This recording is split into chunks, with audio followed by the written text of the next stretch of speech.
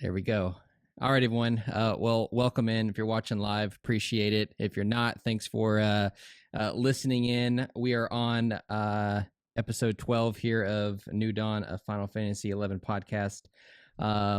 We are down one person tonight, so my heart hurts a little bit, but we do have Rua here tonight. How are you doing? Oh, I'm doing fine. I'll do my best to fill in for Vorb. He's up and about in the world. Yeah, I mean, you might need to get a couple beers to at some point to fill in, but we'll see.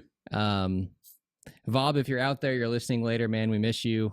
We appreciate your service, obviously, here, and we're glad you made it over to Germany safely, and we look forward to having to coordinate time zones between Germany and New Zealand now with here. So if I could do it, I used to do it for years on end when I lived back in the UK and playing with players in America. So it's possible, difficult, but it's possible. Real difficult. Yeah, no, he's supposed to be back in March, so we look forward to getting him back. So it's a pretty short posting, man. Well, he'll be like set up and in base in March. Oh. So like right now, yeah, no, he'll be there till the end of the year. But he's still in some mid house or something. I don't know. He's not on base yet, I don't think so. But yeah, definitely miss you. So, but honestly, we're going to kind of get right into it tonight because we really have a lot of stuff to talk about. I don't know if it'll go long, it'll go short, but at least we have some concrete things to go through. So what we're going to start off with is obviously talking about Odyssey, which we can't ignore any longer, which the title kind of tells you what I'm talking about there, because there's a lot of relevant gear now. And potential weapons that have some specific cases. So we're going to break down not every new gear set, but some of the ones where at least we can have some conversations on. Obviously, I'm more of the observer in what comes out, and Rue is more of the expert. So obviously, he'll be the one telling us what you should be doing in game. So once we work through the Odyssey section, we do want to get into the most recent digest and kind of brainstorm or theorize, what maybe could be from a few of the questions that they decided to pick and answer. So yeah, let's get into it. So, Rua, you've started doing Odyssey now. Yeah, a few months back I did what everyone else was mostly doing. It's just going on any job, sneaking invisible, and just running through to get the to get access to the ability to augment the Unity gear. And I feel like a bit of a div now because I remember, I'm not sure if it was I think it was last episode when I said Odyssey to me is a definition of a missed opportunity. Mm-hmm. I'm like, yeah, those were your. I did say that, yes. and I'm gonna have to tuck into a rather large slice of humble pie here because I've been proven pretty spectacularly wrong. But I've been doing Odyssey seriously for about 3 weeks to a month, and I'm a quick study. And I did have some input from some other players I know and get along with quite well. Like the first few runs, I wasn't setting up; I was just tagging along as like the bard or something, helping out and just observing and learning. But yeah, when I thought, hang on, they're going to be adding new NMs to Odyssey, and I had the feeling that the progression, since they were mostly using add-in mobs, I'm thinking, okay, for tier 3, this is starting to feel a bit like Delve. So those things drop gear like armor. And I didn't know, it was like a complete stab in the dark, a leap of faith or whatever. I'm like, if this gear is really flipping good, I want to be like ready to go on update day.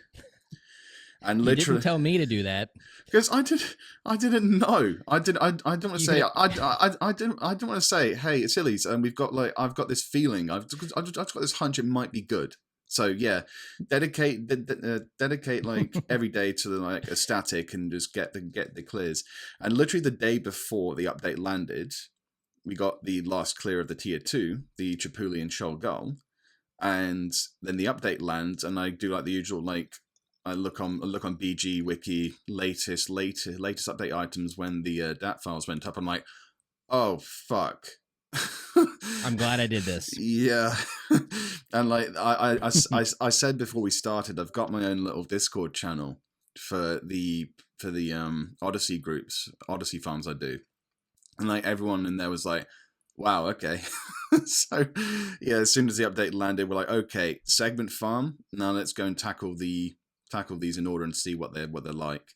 And first day got the Sack Pada and Paka set. And like I just, it was funny. I'm kind of like jumping the gun here, but I got this. I bought the entire Sack. Okay. I got the entire Sack Pada armor set for my Paladin, and then I literally went from that to Dynamis, and I just wore the whole set throughout and through wave 3. I'm like, dude, this is ridiculous. Just kind of flexing a little bit. Yeah, shit cannot touch me. The only thing that killed me was just the usual ninja bursting Mijin for fucking cap damage. I'm like, like, yeah, you're not going to live that one. Yeah, you're live that one.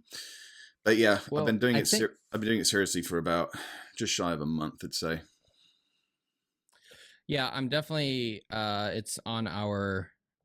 We're kind of restructuring like how we even do events now. I think, or at least we're in the conversation stage. All right. Okay. So before we actually get into the new gear, I at least want to go through what it's going to take to even be able to fight the new NMs to get access to it. So the good thing is we only have to really go back to the November update. So in the November update, they introduced a new key item called, what is it? Moglophone 2. Moglophone. Okay, so this is purchased with segments. Segments are obtained by just going through the Odyssey content and killing various things, which we won't go into, but just know you kill things and you get segments. Go ahead. Can I make a clarifier there? There's actually two types. Yes, there's actually two types of Mogphone. One of them you get every 20 hours, Earth hours that is, which is for access into the various Shoal A through C. That's where you actually farm segments. Segments are used to buy what's called Moglophone 2. Moglophone 2 is what gets you into Shoal Gull, which is where the NMs are. It's 3,000 segments per Mogphone 2, and depending on how good your group is you're farming with, you can get up to 6k, so you can buy 2 every one. It's not guaranteed. Sometimes you just get a real bad draw of the cards on what monsters you get in your run. But it's possible. My record is just shy of about 6,400. So I know that I remember hearing from some Japanese players, which I know were good players, were saying, yeah, some groups can get up to 7k. So yeah, I can believe that. It just, you really need to know what you're doing, and your comms have to be on point. But yeah, sorry, go ahead. No, good clarification. So the Moglophone, the regular one, is the one that you just get every day to go into normal Odyssey to farm the segments. Then you use those segments to buy what came out in November, which was the Moglophone 2, I believe. But the first set of NMs in the Odyssey series, in the what is it? Shoal Gull. Atonement. Yeah. The Shoal Gull. There we go. So once you get that mechanic down to where you're farming segments and you're purchasing your key items, then you can tackle what came out this past update, which allows you to get this new gear. So can I just say one thing about groups, about people, well, 2 people who are thinking of starting the statics. The BG Wiki has a rather big omission, which I should probably edit or talk to someone to see if they can edit it. It appears on the Japanese wiki, it appears on the FFXI Encyclopedia, doesn't show up in BG. Debuff Geomancy is nerfed into the fucking dirt. Do not bring a Geo. It's reduced by it's reduced by 95%. You might as well not bring a Geo. So just to clarify, that's all of Odyssey, or just the content that just came out? I'm pretty sure it's most of the content it's all the content that came out, but I definitely know in Shoal A it's reduced by 75%, in Shoal B it's 85%, and in Shoal C, which Shoal C is the main farming area because you get more segments in Shoal C, but the monsters in it and NMs are harder, it's down by 95%. And compounding this further, it's got the same mechanic as Dynamis Juno, Divergence, in the AoE attacks are reduced by like 95% on secondary targets. So you can't Fell Cleave, Beast Burn, or Blue Burn through Odyssey. You can't do it. They actually thought ahead quite well. So it forces you. So it forces Beast is more relevant. Yeah, the run yesterday. Yeah, the run yesterday. The run yesterday where I got about just over 6. I think it's about 6K, just over 6K segments. We brought a good beast. I know Barone on Beastmaster, and Paladin was tagging everything. Crosifu's out, and the Warrior and Core were just trucking stuff. They were clearing through it so fast. If you do absolutely have to bring a Geo, they need to do buff Geo spells only. Because debuffs are worth nothing. Spells, yeah. Basically, Dia 2 from a white mage is going to give more than Geo Frailty. That is a good call out. So I think, make a post. Yeah. I think if it's on the other ones, and it could just be not on there yet. So, okay. So and this is where we're going to lean on Rua here to really kind of give an explanation of the new content. So. Essentially there's now, so there's all kinds of new tiered system. So the first tiered system is the atonement system. Yeah. Correct? Yes. Okay. So what is that? Okay. I guess you can it's very similar to Delve. Not exactly a carbon copy, but it's very similar to Delve in that you've got different tiers of NMs. So Atonement 1 consists of 4 NMs. Atonement, consider it like first wave tier 1. There's a Dullahan, a Tulfur. I can't remember off the top of my head exactly what they all are, but there's 4 of them. Umbral and AccuX. So. That's it. And Twitherim, I think, some butterfly. Once you defeat those 4 once, each one of those, and I really like this system. When you defeat one of these NMs for the first time, it drops a key item guaranteed directly to you, everyone in the party, if they don't have it. And then you go back to the MOG in Rabal, where you got your key item, and then a new option appears, which says equipment for purchase. And that key item just lets you buy that piece of gear from the MOG. So that was pretty clever. Yeah, perfect. Yes. Yeah. And once... So, an example on this is like, there's like, it looks like a like a bunch of range pieces essentially, or ammo slots for this particular tier. So you do it once and you beat it, you're going to get the key item to get that item. Yeah, pretty much. Okay. If you wanted to augment those items, which I've not done too much of yet, but you basically, once you've defeated the NM once, you get the option of fighting it on higher difficulties, progressively higher difficulties, which makes the NM stronger, and you gain RP for augmenting. But this is probably causing a fair bit of the lag, which people are complaining about, myself included. But the SE knows that is an accepted bug. That's been moved into the accepted bug section of the official forum, so they know about it. So hopefully there's a patching coming in the next week or so for that.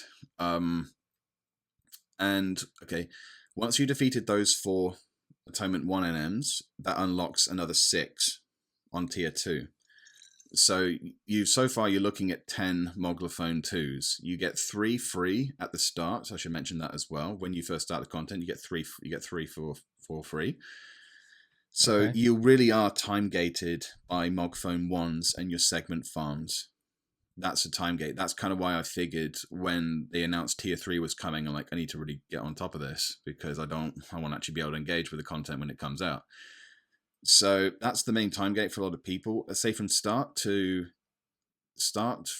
Odyssey from scratch with a static to getting to T3 access and farming them reliably, accounting for a learning curve in segment farming to actually get like enough to get at least 1, maybe 2 Mogphones worth of segments in a farm, you're looking at about 3 and a bit weeks to get to where you need to go. So I think in this what you said may have clarified this, but just to say it to clarify it, do you need a MOG phone 1 to do the 2 content, or when you go in, they're completely separate? Okay. So I haven't. This is what I said. I haven't done it yet, so nobody be like, you don't know anything about it. I'm asking questions. You're in the. Yeah, I think that you're in the majority, and I was in the same boat as you until about 3 weeks ago, so I can hardly talk. But yeah, MOG Phone 1 gets you into the segment farms. You get one of those every 20 hours. But here's a trick: you can have one on you, and the MOG will hold one for you when that 20 hours ticks around. So you could technically do 2 in a row. If you've got like other events that clash, say like your Link Shell's doing like Dynamis on one night or something, you can like hold like one MOG phone on you and one on the MOG, but you have to make sure, and I've had this issue with some people in my group, and it's not really a big issue, but some people, it's very easy to forget to pick up that key item. So you could like have like 5 people go, oh yeah, I've got 2 phones good to go. One person's like, oh shit, I forgot to get my phone. It's like, oh, fuck's sake. So then you're all behind. It's very... Now, is there a cooldown for the 2? No, there's no cooldown for the 2. If you've got the segments, you can get it. Yeah, you can go. You need 3 Moglaphone 2s to enter Shoal Goal. You need 3, and one of them is consumed with every NM you go up to. There's a way around this, because there's a whole mechanic of your party can't use the same job again if you're going from one NM to another in that instance. So the way you get around this, or to just get around the stupid lag, is once you've killed one NM in Shoal Goal, you can all exit. Everyone uses a temporary item, MOG Phone 2, they get out. Then you go and buy another MOG Phone 2 to get yourself back up to 3. Then you go back in and reset it. That's a trick. I'm not sure if that's going to get patched at some point, but I'll be pretty pissed if it is. Because, yeah, unfortunately, not everyone has the job options to really just pivot to something else on the fly immediately. Because you can actually change your job and access MOG save in the staging area, which again might be contributing to the insane lag some people are getting. It's not everyone. It's not everyone, but it's most players. There's 3 people in my static who don't get any lag at all, but they lag a little bit in Shoal C, whereas I don't lag at all in Shoal C. I heal it easily on Scholar. And I lag like an absolute mofo in Shoal Goal. So I stay on Scholar and I just do regen and Embrava. It's so bad that literally I'll press a macro and it fires 10 seconds later. My received sits at like my received sits like 5,000. It's ridiculous. But, oh my God. But they know it's a bug. I've spoken to some knowledgeable players, and they think they have an idea of what's causing the lag. It's like they think it's the RP system, which is just bombarding people with packets. So and I think it's important to kind of clarify that system too. So this is how I understand it, and if I'm wrong, correct me. But essentially, the higher difficulty that you do, you unlock the ability to upgrade the item itself further. Yes. And once you've defeated the NM at its hardest difficulty, you can then go back to the easier versions and farm RP for the item itself, since you've unlocked the capability to upgrade it all the way. I'm not exactly 100% sure on that. I've not started augmenting that much. I think the BG page is pretty on point, though. There's going to be some more knowledgeable players than me in that. But yeah, that's what I read on there, so I think that's right. But obviously, hop on there and double check us. But if I'm reading it right, then I think that's it. And that's a lot to manage. Yeah, for the game perspective. So this content really makes you realize how much of a crutch Geomancer has become for a lot of players. That you really have to use your head. Yeah, I definitely have, like, I'll save most of my thoughts for the second half, just because that was one of the the jobs or one of the questions on there. But But yeah, so it's interesting that they're not like really changing the job any. They're just nerfing it in different zones. So it's like, so keep that in the back of your mind. I don't want to dive too deep in it, but I do want to dig into that once we get into the job updates in the second half. So, okay, so we've gone through the atonement system, which essentially you need to kill particular NMs to unlock the ability to fight additional NMs. And then once you've unlocked those things, you can go after the NM that you're looking to acquire gear for. And here's the thing that I'm not particularly happy about is that you only gain RP for the gear set if you fight the NM that drops the gear set. So well, it makes. I don't know how I feel about that, but it makes sense. It makes sense. I mean, they could have pulled a real dick move and said you need to be actually wearing the set on that job. Can you imagine how much of a clusterfuck that would have been?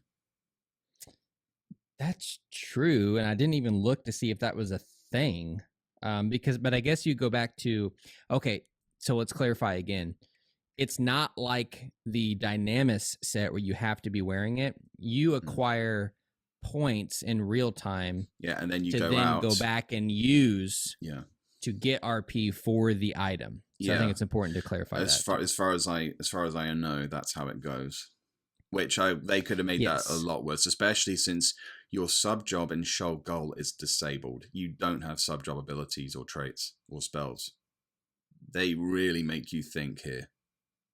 Okay, I thought I did research, and I apparently missed that. Oh, okay. Yeah, basically, it's some jobs. I mean, it doesn't affect some jobs that much, but some, like Warrior, it can affect because you do not have Harso, you do not have dual wield. Some jobs can get can get away with it quite well, like Blue Mage especially. Blue Mage is brilliant on tier 3s, generally speaking. Well, some classes you got to completely rework your gear sets because you're losing like dual wield stuff. You're losing yeah, holy smokes. So yes, White Mage takes a bit of a hit because it's constant dark weather, double darkness weather in Shoal Goal and Odyssey in general. So if you get a proc on that, especially if you're using the wrong Obi, your cures are nerfed. You do not have light arts. You do not have a session for session regen and whatnot. I'll be real, Scholar is actually a really fucking good healer in Odyssey, but it takes a pretty good amount of know-how and preemptive planning and thinking. Regen. Regen. Yeah, literally. There's what we did for 2 of them the other day was Embrava, Tabula Rasa, Embrava Regen 5, and Blue Mage Stack Mighty Guard. Just an absolute nautical amount of regen. I said, look, guys who don't have lag, bring Panaceas. I'll do what I can, but just do not count on me. The regen should keep you up, but the ailments you're gonna have to deal with yourself. But Bard can't support heal. Bard is just there for songs. Corsair, do not try and melee on Corsair and Shoal Goal. You will die fucking horrifically. You have to shoot. Yeah, I mean, get back. I mean, you have no sub job. Like that's one of those things. Get like back. your traits are gone. Like holy smokes! It makes you think. It's also worth. I'm sorry. Go ahead. Yeah, it makes you think, and I like that. They're like. I mean, some people say when like these limitations are first out, it's like, oh, this seems like artificially increasing the difficulty. I'm like, well, you could look at it that way, or you could think they're actually making you think and actually engage with deeper mechanics than just cheesing stuff, which I kind of like. I won't lie. Yeah, another thing too. The only thing I was going to add on the NM system is it's also important to know that there's a formula for. You still get rewarded even if you don't defeat the NM. So like when you go back and you get points, it's based on the amount of damage that you actually did to the NM. Yeah, as a group. So you still acquire RP even if you fail at actually defeating the NM itself. Which is something they've taken from a Divergence. Yep. They've taken that from Divergence. I thought that was good. Yeah. Since there might be a few people listening right now, I was having a word with my guys for Odyssey about this. Do you think there already is one slightly outdated but still decent guide for Odyssey, Shoal Sea farming, well, general shoal farming from Cloud Chief? Do you think it's worth doing a video on that? Or do you think people are going to eventually cotton on? For which part? Segment farming, because that's going to be, because Logical is already doing a pretty good series on the NM solos. Logical is like, if you, okay, I feel like right now, if you're getting into Odyssey, go watch Logical. The dude has been crushing videos for a year on Odyssey, and I see all of them, and I see him doing it, and now I'm like, you should have just watched all the damn videos and then went and did what he did. So I wonder if sorry, I'm kind of thinking out loud. It might be worth me actually reaching out to him again, because I've done one collab with him before. Maybe we could both just share experiences and just say, look, here's what to watch out for and whatnot. Because there's a whole lot I could say, but we've kind of got to keep things moving along. But yeah, no, you can talk all you want, but yeah, he is the one to definitely partner with if you're going to do something on segment farming, and especially if the important number to get to is that 6,000 mark. So if it's possible, like you don't want to waste key items. If you can get 6,000, you want to be able to get 6,000. But yet, don't fret if you're not getting 6,000 every time, because sometimes you can just get a real bad draw of the cards, and you get like monsters. You get like monster families that are just not very friendly, like Soul Flayers, not fun. Imps, not fun. Amaterats, not fun. There's like a whole bunch you can get, and it seems to be random. Well, I think it's random. There's some guys in my group are thinking maybe it's based on the day that you actually go in, or the time you go in. It's like we got some crafting theories going on. Full moon, face southwest, enter the zone. I don't know. It could be. That is just saying it's a conversation that I've been having, so it's worth bringing up. The one which people are really terrified of are the Dahaks, but there's the only trick, the only thing I have time for here to say, you can shut down Dahaks one of two ways, because Null's song is pretty much game over if it hits you. Dahaks, you can either silence them, at which point you lock out Null's song and Thorn song, or you do a session End Water from a Scholar or Red Mage, Sub Scholar, and End Water slows down their TP gain rate. Okay, yeah. So that's someone just mentioned on here is it's like 4 to 6K because you could get screwed on RNG because of what you actually get. So I agree. I think some content like from you that would be worth or logical if he wants to make them is like how to effectively tackle those groups that you get that are not optimal. So like how do you go in expecting to get the crappiest set of mobs to fight? So that could actually be some really good content. So it's so funny. It's like 2 months ago we were talking about, it's like Odyssey there could have been so many good things, but here we are. And then now it's like we're getting ready into this new gear. I spoke too soon. Oh, this is going to be fun. You go ahead. Okay, so I know we said we are going to talk about. So all right, I'm going to throw a curveball, and we're going to take a 5-minute break from Odyssey. Maybe it'll turn into more. And let's talk about the Bonanza weapon first.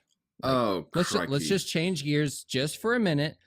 Give people a breather on Odyssey, and let's talk about the Bonanza weapon. And we're only going to focus on one, only because, and I'll say this, and then I will hand the mic over to you. We have been talking for a year now. I feel like every podcast it comes up, it's like, all right, Ninja, what they really need is some ability to like AoE shadows would be great, and like some type of enmity around, if you gave your party shadows. And all right, come on, you release a weapon with the stats that says, let me go ahead and read this real quick just so I don't mess it up. So Yagyu, I'm gonna say this wrong, I apologize. Yagyu Darkblade, Utsasumi effect extends to area. Utsasumi, shadow image of party member -2. All right, I'm going to hand the mic to you, my friend. Oh fuck! This is again. I okay. About 2 weeks ago, I put a video out where I was theory crafting some ideas for job updates, and think, okay, ninja needs an ability that makes enhancing ninjutsu AOE. I didn't expect them to add it to a fucking weapon and make it permanent. Well, not like enhancing ninjutsu, but Utsuzemi was the one I would have really liked, apart from Migawari. But fucking hell. I saw that and I was like, I literally just I posted on the auction house forum. I'm just like, wow, okay, shit. There's been a lot of chatter about this weapon. People saying, "Oh, it's tied behind a rank 1 bonanza." It's like, apart from the cat's eye, everything that's appeared. That's the thing that the dense cluster bell, because apart from those ones, most of the stuff that appears in bonanzas previously, you can at least get in game somehow. Not all things. So I do think these will all be earnable weapons in future. These are kind of like sneak previews. Maybe it's like some endgame content that comes with the end of Voracious or something. I don't know, but I do think these will be earnable. I'm just going to say that right now, because that's one of the detractions I've been reading, and like, okay, that's a fairly justified point of view, because we don't know, we can only speculate. But Jesus Christ, this thing, there's so many questions about it, and the implications are potentially massive. All right, so let's look at there's not too many other stats though. So it's your typical like buff to accuracy. There is a 30 dex modifier on it. That's for so sure. range accuracy, magic accuracy, katana skill, parrying skill. So then magic accuracy. So about every buff that you can get, and then but that thing. Okay. With the shadows. Okay. Like, let's just go through some of the immediate thing. I mean, anyone who's familiar with ninja knows that whenever you have Yonin active, Utsuzemi gains more enmity values when it basically becomes like a slightly scaled down version of foil, but the trade-off being that you can go from Utsuzemi Ichi to Nita Sun and just stagger them and just spam them, whereas foil, Rune Fence can do foil like every 10, 12 seconds or something with an optimal set and Valiance.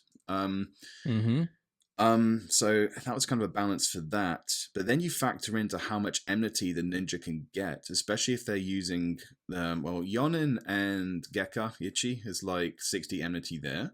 You've got the Nagi, which has got 40 enmity on it. And you've got the Fudo Masamune, which can get a staggering amount. You can get like 70 enmity on that thing if you can maintain the shadows, which is surprisingly easier to do than it sounds. Because that was gonna be my question, is like, I don't play ninja, like I don't even think my ninja's 99. Like what can you get your cooldown for, like on Utsuzumi, like, and then factoring real in low. like real low. It's like super low with Cat Magic Haste and a decent optimized set, which I have and many other do have. I know that Logicals is probably pretty good. You can get Utsuzemi Sun, especially with the Fudo Masamune, because Fudo Masamune also reduces ninjutsu recast timer beyond the actual typical cap.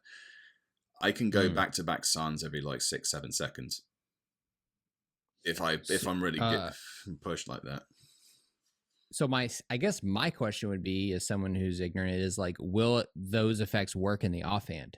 Yeah, this is another big one, and this could really go either way, because we've had weapons like, say, like I just mentioned, the effects of the Fudo Masamune, the augment effects, the enmity and the shadow reduction only work in the main hand, but the primary attribute of the Fudo Masamune, which is the increases attack based on number of shadows, that effect does work in the offhand. So this could go either way. Like, you've had like REMA weapons not really work in the offhand, like kind of thing like Blue Mages using an AG Almus in the offhand for the Dex bonus or something like that. Yeah, kind of like that. Like the actual primary effect, like the Aftermath doesn't work. You just put it there for the stats. So that could go either way.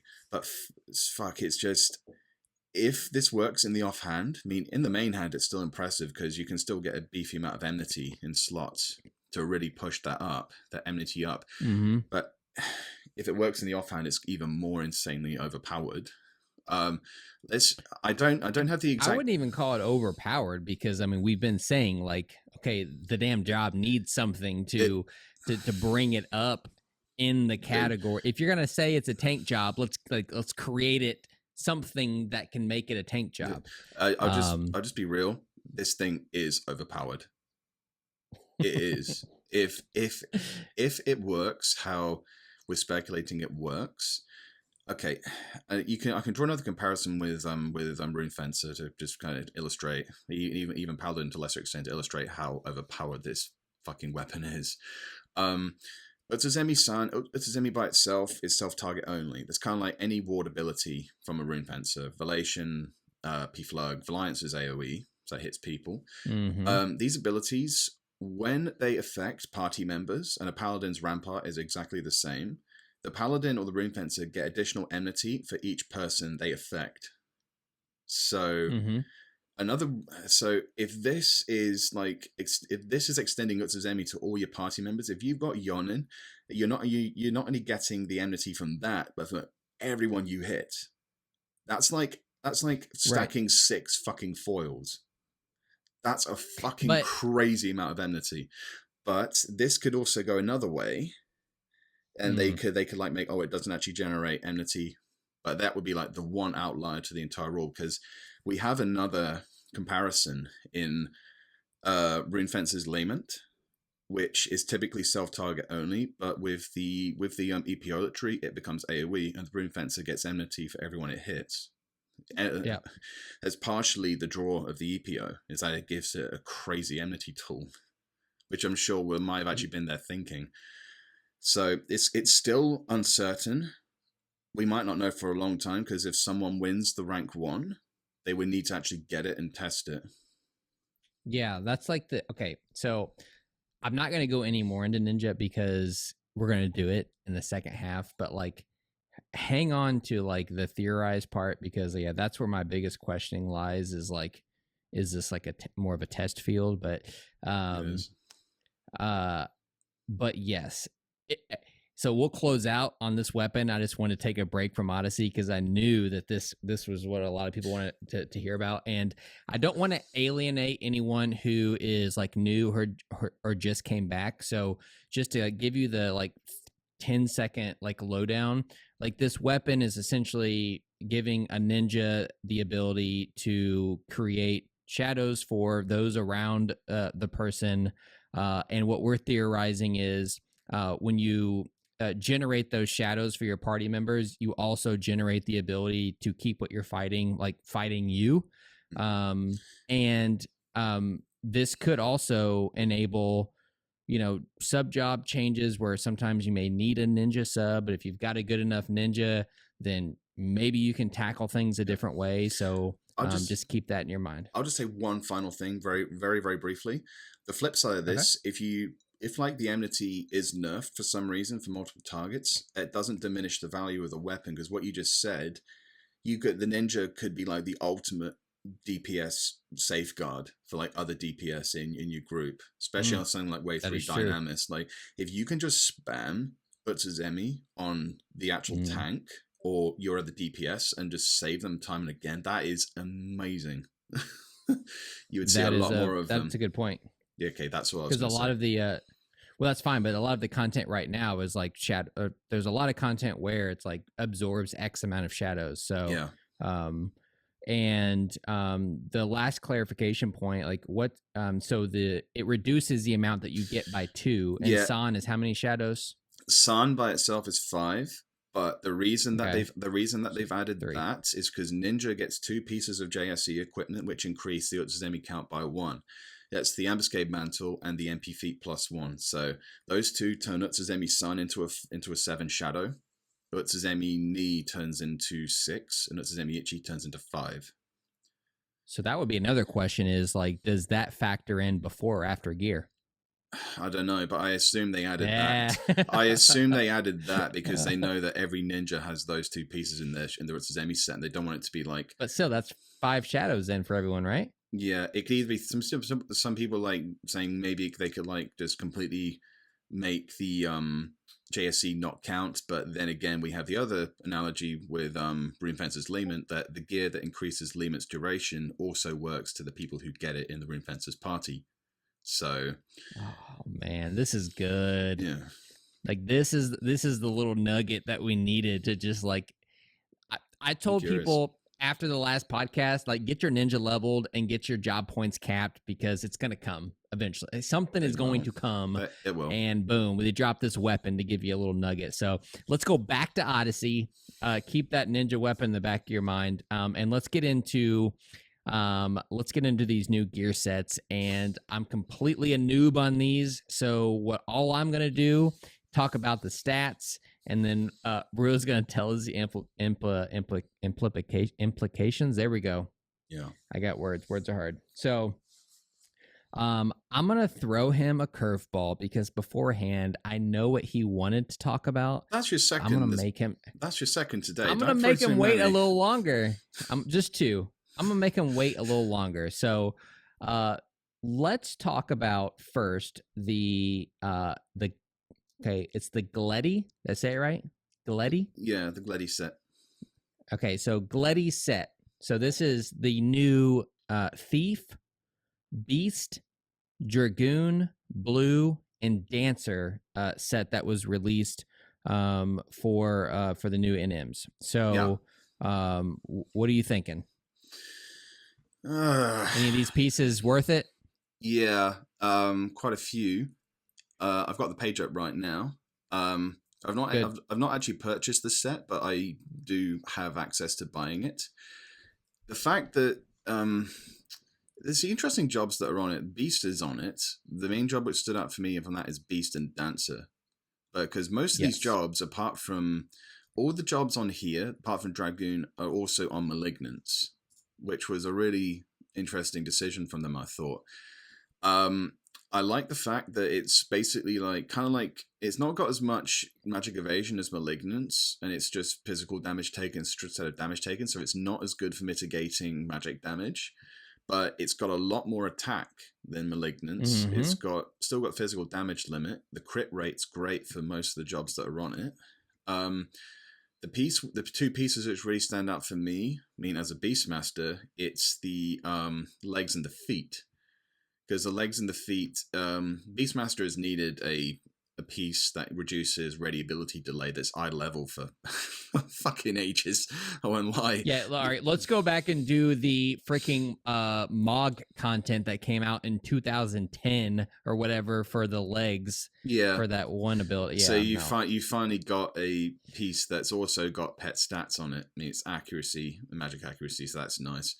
But you only need that for like the precast on it, or you could just use it in general if you didn't have anything else. But the Gleddy's boots increase summon pet level, so pet level up is just a general win all round. Ask any summoner who's got a Nirvana, and they'll tell you that. So all right, well, I'm ignorant here. So what is pet level up? A summoner pet level up going to? Oh, it's an increase in stats in general, and the other calculations between your level and the target's level. It just gives the pet a slight edge. So the Beastmaster's pet can get a level up. They also did a similar thing. The Nirvana's been around for a while, so we know what it does. And they've also Pups had a piece like that on its Viscous Mantle of Ambuscade, but now Pup's actually got another piece, but we'll get to that in a bit, which does the same thing. So there's the testing on the testing on the Beast forums is ongoing, but they're testing to see how good it is against other options. I think it's probably going to win out. So those two pieces as a Beastmaster stand out. The thing the whole set looks very nice for Dragoon doing Drake's Bane, because Drake's Bane suffers from a pretty heavy attack penalty, and this set not only has a lot of attack accuracy, it's got some good stats like Dex and Strength for the modifiers, but it's also got critical hit rate and physical damage limit. So if you're attack capped, that's going to compensate. So this whole set could turn a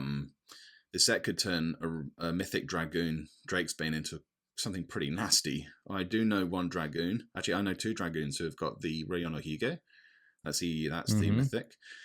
So I think when they get it, they're going to run some numbers.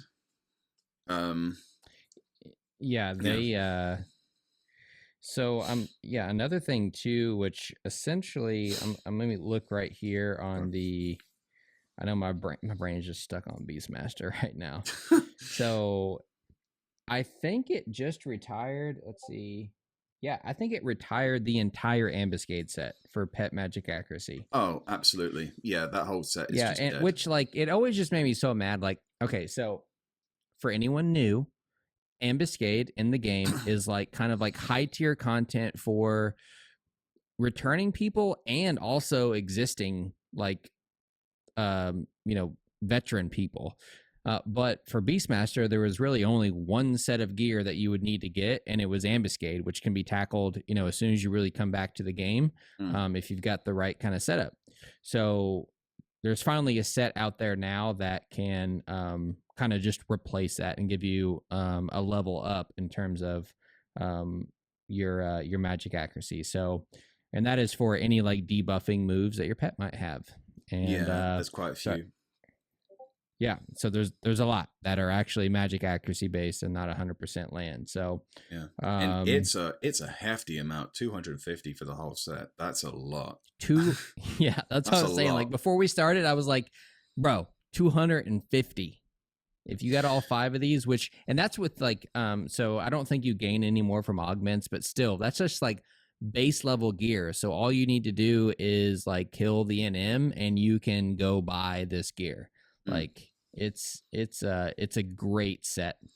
Yeah. And there's another stat on there too, like regain. So admittedly, yeah. So the like a mix between the regain and the amount. Isn't there a lot of crit on this set too? There is the crit rate. Yeah, I mentioned that for Dragoon's Drakesbane. It could also be nice for like Dancer and Thief doing Evisceration because it's got crit rate, good dex, and physical damage limit.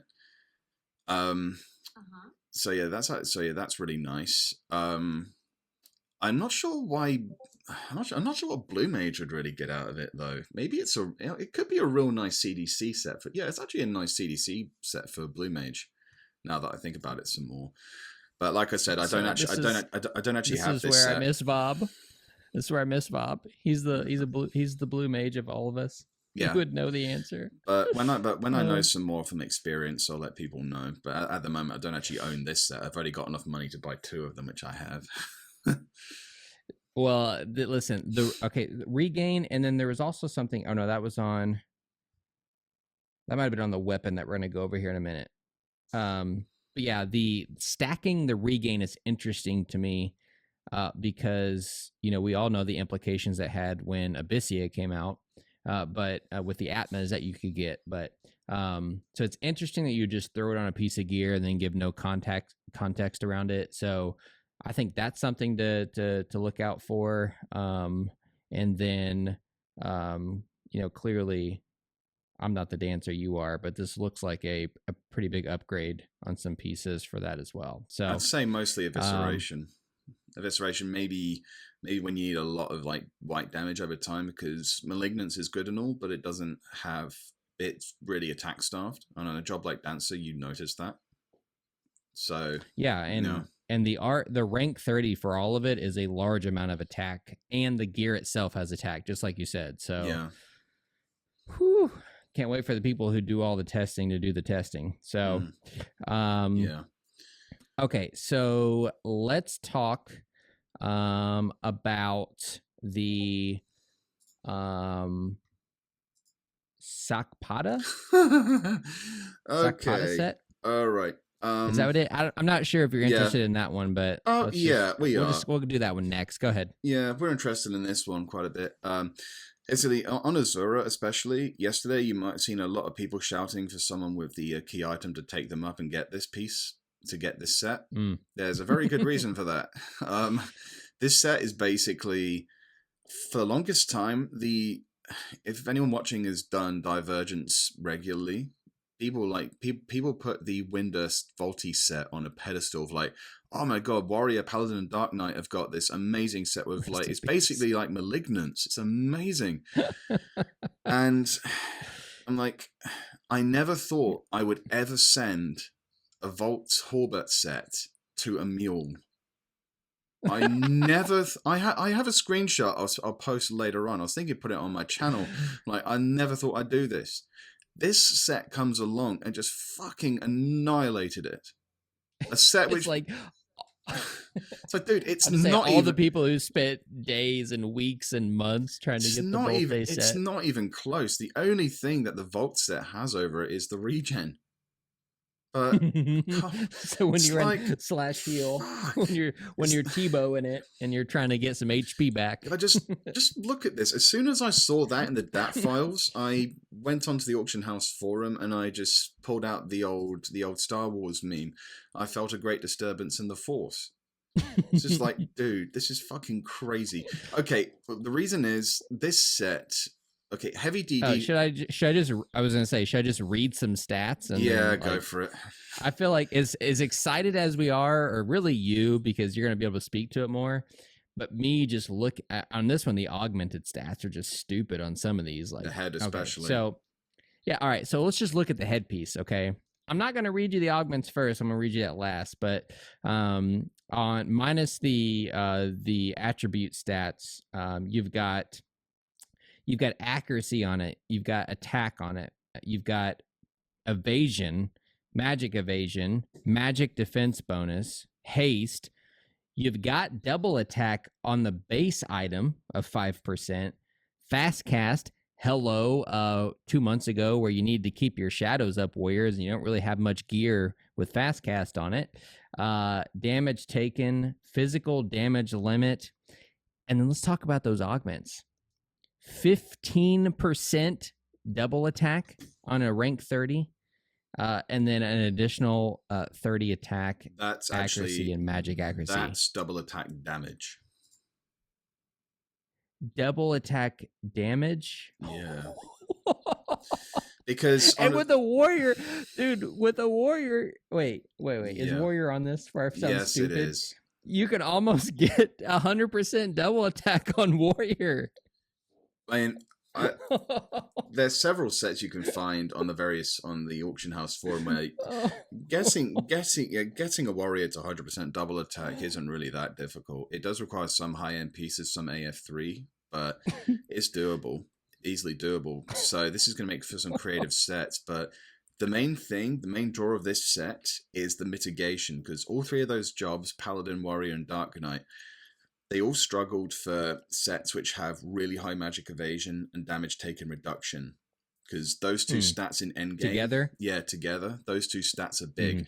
That was the main appeal of the Volt set from Windurst, because it had both those stats and it had double attack, but this has more of all of it. It's got more base defense, it's got more HP, it's got more attack.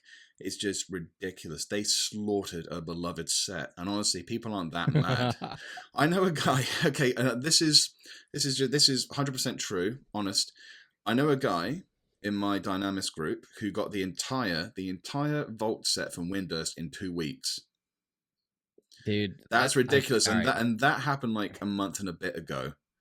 And as soon as the update landed, and I saw that, I'm like, oh, he's. How should I say this to him? Yeah, you kind of like, I'm not kind of comparison even draw with that, but it's like he's had to put the entire set on a mule. Just like far out, dude. That's like getting the exact piece to every run that you go in. Yeah, because like you only go every couple days. I honestly thought that parts of this set were a typo when I saw it in the DATs. I'm like, that can't be right. It's like that. It's just, I cannot believe what I was seeing. I'm like, dude, really? You just slaughtered the entire Volt set. Like, cast it aside like it's fucking John Wick going through a building. It's like, yeah, dude. And he's like, oh, dude, look at this. I got this in 2 weeks. Guess what? It's worthless. If he's watching this, he knows who he is. And I do feel for you. Oh my goodness. Okay, so that's the headpiece. I mean, is there another piece that Dude, the whole set, the whole fucking set. If you are against anything which does heavy magic damage, or you want to resist ailments, or you want to do solid damage while not taking much damage or getting hit with ailments that much, you literally cannot beat this set for those three jobs. I took the day that the update landed, I got the win for this one. It was the first one we all went through because we all saw this one. We're like, yeah, that's number one. We're going for this one right away. I get the set, I buy it from the MOG, and I take my Paladin straight to Dynamis Divergence. I wear the whole set throughout on wave 3. The only thing that kills me is that bug from a ninja bursting Legion for cap damage. I'm fighting like whole fetters, like both sides of fetters of mobs, and these things cannot dent me. And I'm using that whole set as a base TP build on Paladin. I'm dropping like 30k Savage Blades on wave 3. I'm like, you just cannot touch me. It's pretty funny, honestly. I'm like, so, this is crazy. What do you think their goal is, or what's in mind for the magic accuracy augments on this set? That's the magic accuracy is mostly there for Dark Knight, but all three jobs. Okay. All three jobs have got various weapon skills that, well, not so much Paladin. When Paladin is on like Shell Crusher, they've all got weapon skills which have additional effects, like Warrior's break skills on a Great Axe, which you previously had to use. Which you previously had to use the Flamma Corazin set from Ambuscade, or AF or MP or AF or Relic, but you can just put pretty much most pieces, not all the pieces, because the Flamma Gambiras, the feet and the head still maybe got some application. The hands maybe, I don't know. You need to have a slightly better warrior talk about that. I mean, the forum is really good. There's been a lot of discussion on this, but you can put most of the Flamma set away. You can put most of the Solevia set away onto slips. It's just killed like 3 sets in one shot. Bro, this body piece, like double attack, physical damage, and then cure effect plus 10%, plus damage taken minus 10%, plus occasionally resist every element plus 15. Like, yeah, dude, this is like cracked out. I legit thought it was like translation error or something, but it's not. I will give an honorable mention to the sword that comes with the set as well. The honorable mention is the Sakpada sword, because that gives Paladin and Warrior as well another phalanx received piece, which, I mean, the Paladin can just cast phalanx on themselves, but if a Warrior is in a party with a Scholar or a Red Mage, the Scholar can do a session phalanx, or the Red Mage does phalanx too, and if they've got that set on, well, that sword, the legs have also got phalanx received, so that saves you playing the Dark Matter Augment game with a seam a little bit. But I could see a Warrior with like a dedicated phalanx set using that sword and shield. No, sorry, that sword and legs can make them pretty beefy. So this is also Red Mage and Blue. Yeah. And Paladin. Yo, do we have content coming where Paladins need to kite again? Don't know, but if this is any indicator, because we've got some serious heavy hitters. Phalanx. Yeah. You've got like minus 10% damage taken on the sword itself. Yeah. 10% fast cast. So if you're running around up. Oh, it's also interesting that Red Mage has finally got a piece that's got phalanx received on it. Did you notice that? And I wonder if this also works with a Blue Mage's Barrier Tusk, because that what are the augments on this? The weapons can't be augmented. Damage. Yeah, the weapon. The weapons. Not sure the weapons. Says it is. I don't know if they can be. It says damage, attack, accuracy, and then magic accuracy. Okay, I stand corrected, but I haven't looked into that too much. But I wonder if this works with the Blue Mage's Barrier Tusk. That would be that'd be interesting to see. I mean, I've got thoughts on Blue Mage. See all the we're gonna get to this later, but just keep in mind that like we got job updates coming. So okay, so pretty much if you're like a Paladin, a Warrior, or a Dark, you've got work to do in Odyssey. You go get the damn gear. You need this set. It will legit change life. I was hearing the last thing I'll say. There's a good Dark Knight I know in my link shell. who, and I believe him. He's a very trustworthy guy. He managed to kill Kin with trusts using that set. Just locked it on Dark Knight with a scythe because he went to sleep. And he was using that set with a Shere earring to just keep dropping and suppressing his hate, and he just let Amchuchu tank Kin, just drop Kin. Mike, I believe you. On what weapon? APOC. Like APOC or APOC. Yeah. APOC is, dude. Listen, I would like. Okay, so admittedly, like I'm not gonna stop my check myself. I was gonna get into APOC and how much they could break that weapon, but anyways. Yeah, another time. Okay, so let's see. Let's talk about. Okay, so another set is the Impaka. Yeah, I think I said it right. I'm really happy with this one. Okay, that is the new Monk, Sam, Nin, and Puppet Master. Yes. So what's going on? What's going on with this piece? Okay. The Empaka set it's a bit weird because Monk, Nin, and Pup are all on Malignance. Again, it's kind of like with the Gletty set. So they didn't want to make a carbon copy of Malignance, but what they did instead is they've given Puppet Master, especially, a really amazingly good TP build and some weapon skill pieces as well. Because previously the issue that Pup has had, well, one of the many issues Pup has had, is it's lacked sets that account for both the needs of the master and the automaton at the same time, without really being like a major detriment to the other. I mean, there have been some solid hybrid builds, but they've always given up things like triple attack, PDT for the master and whatnot. It's been a very precarious balancing act. But this has come along, and every piece has got triple attacks. Keep in mind, Pup is not on Kendetsuba, so Pup's finally got some solid triple attack gear. It's also got crit rate, so it's great for stringing Pummel and Victory Smite. Monk has got better options because Monk's on more heavy DPS gear, but there are some pieces for Monk which are good. The head especially leaps out, TP bonus on the head, and it's got skill chain damage as an augment and triple attack, so that's a fucking brutal tornado kick piece, like nasty piece for tornado kick.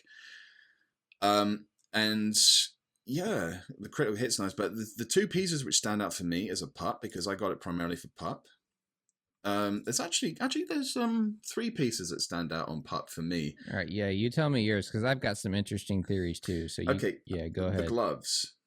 Manpaka's gloves is what you can actually TP in, because Pup was previously stuck using like some augmented Herculean for like TP, and whether they're using the Ryoteco or whatever for double attack or whatever.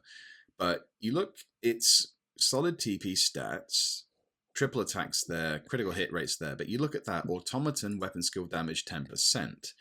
Now the reason that's a big deal is, I mean, by itself, it's a big deal because the issue Pup has had, one of the many issues it's had, it's not like with Beastmaster where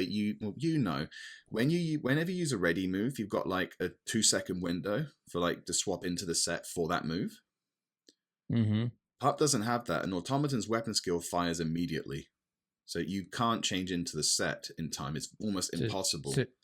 So like a precast set?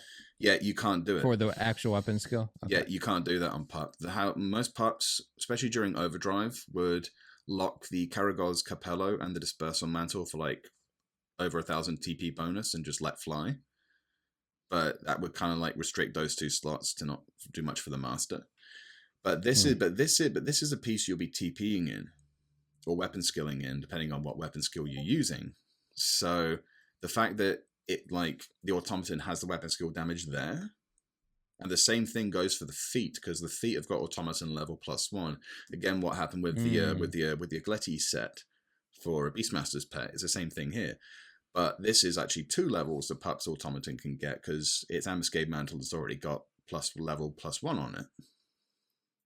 So that's neat. So yeah, and these augments, dude. Yeah, like these augments. So on the hands, which you're talking about, triple attack damage plus 10%. Yeah, I would legit. You mean that triple attack damage? You know what job actually strikes out with me for that? Akoga-san. AM3 on Koga Sam maybe, but yeah, because oh my gosh, yeah. Okay, so I'm gonna go ahead and say this because this also reinforces, like, I'm just like thinking of things as we're talking about this.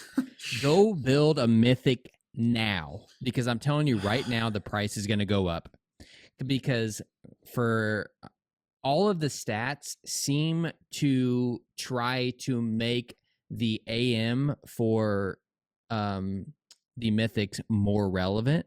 Well, and specifically for like Puppet Master for this instance, like, hey, go fight with your pup. Let's make your mythic more relevant, because the problem right now with the hand-to-hand mythic is like you're the hand-to-hand mythic I still wouldn't bother making, because that martial arts just kills it.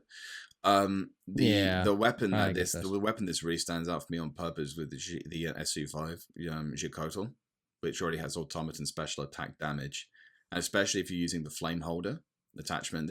I'm not going to get into this. It'll take me fucking ages. But pups that are watching or listening know about that. We're gonna turn Rue into a pup master. Been there, still am. I like it. It's it's solid. Okay, so another question. That this is how ignorant I am, and like as many puppet masters as we have in the link show, no one's brought this up. But killer effect. The killer effect is an odd one, because that's something you would have expected to have seen on the Gleddy for Beastmaster. That's curious. My question is, like, does Puppet Master have killer effect? No, like they don't, right? No, but one job that does on those is Sam, Demon Killer. That's what I'm saying, dude. Yeah, this is a precursor. Something's coming. All right. I'm also not sure how this would work in tandem, if it would, with a Beastmaster using Killer Instinct on those jobs wearing this set. Stacking it. I am not sure exactly how it would operate, but I mean, this is coming together. Samurai is also on the founder's breastplate, which does the same thing as the Beastmaster Empyrean body. So Samurai has now got some more killer effect on other pieces it can use, especially for Demon Killer, or if it's getting a circle effect from someone else. So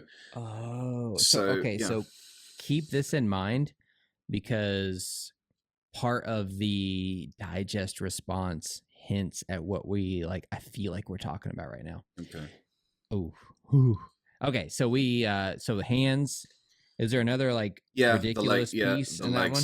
Yeah, the legs. The legs have got subtle blow 2 on them, which is something Pup has struggled for. So the only SB2 piece Pup. Pup can fully cap SB2 now, because it's got 15% on the Moonbow belt +1, 5% on the Nick Mardu, and now 5% on this. It can get 25. Fuck! I just realized that. Nice. You don't even need the Path B SU5 to actually cap your SB2 now. Now you just need a hand with SB1. So a core doing Monk's roll on a Pup, or Auspice and like 1 or 2 gear pieces like a Chirrich ring or something. Yeah, Pup can hit cap SB and just stand up there with a Monk. So yeah, I'm pretty happy with that. I still think Pup needs. There's now like multiple ambuscades where. Yeah. All right. I still think Pup needs an update. I mean, I said that in my video, so I won't bother going over it here. But this is definitely a step in the right direction. And the sheer fact that SC put weapon skill damage for an automaton on a piece that the Puppet Master would either be TPing or weapon skilling in alongside their automaton kind of indicates to me that they know what they're doing. So I know it's strange to say that, but like someone on that dev team must know about Pup, because that has been a long-standing problem. So I won't say, dude, I won't get too much into it, but I definitely think they know what they're doing. They're just like, the way that they do things is in slow motion, and I think a lot has to do with the infrastructure that they're on, the resources that they have, all of the things that could exist, I think exist for them. So things just move much slower than what we would seeing things like this gives me some hope. Okay. So, yeah. Okay. All right.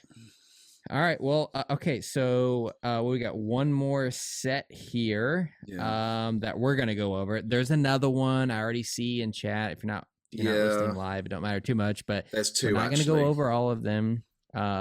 Two more. Yeah. So there's what, 6 total? Or yeah, 6. You got the Bunzi and the Yugoa, I think. But okay. I don't have either of those, so I can't really comment on them. Okay, so we're gonna go over one more set, and then we've got another weapon that we're gonna talk about. So, all right, so let's talk about. You actually, even though you haven't had a lot of videos on this, you got something to say on the Ranger core set, the Ikenga? Yeah, the Ikenga. I mean, as someone you owning a Gandiva, I think you would be pretty happy to see this. Because yes, that was my first thing. Was like, is Bo gonna get better? Is Bo gonna get better? Yeah, I mean, you were saying the issue.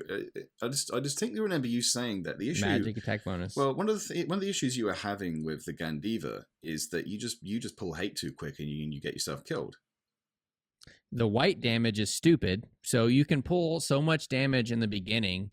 But then the sustainable damage is the problem. So the fact that, you can go into Dynamis and pop off a cap damage True Flight, but, Jishnu's Radiance is terrible. But the big problem, is once you get AM3 up and you shoot an arrow and then you do in that triple hits, so you do like 20K, 20K, 20K, boom. This set to me screams Gandiva or Armageddon. There's a few reasons for this. Look how much enmity reduction there is on this set. That was the first thing that I noticed. I didn't dig too much into the sets, but the thing that I did... enmity reduction. And it basically saves you from having Dirge up.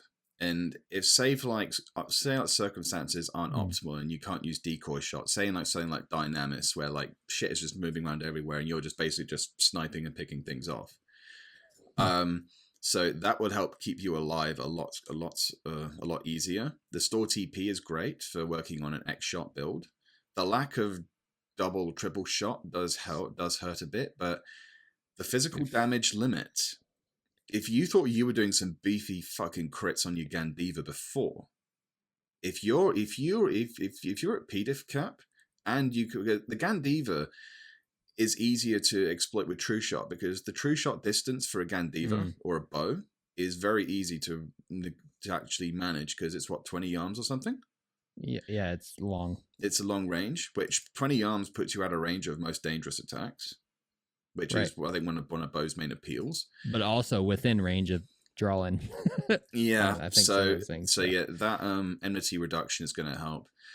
That's 40. Just so you know, there's with the whole set, there's 40, which is like Rua said, Dirge. Right? The Dirge is like before you can't like factor in all your soul voice or whatever. Yeah, that 40 puts you just shy of the 50 minus 50 cap. So I mean, if you're in a party with a Scholar, which is honestly unlikely, hopefully that shifts soon.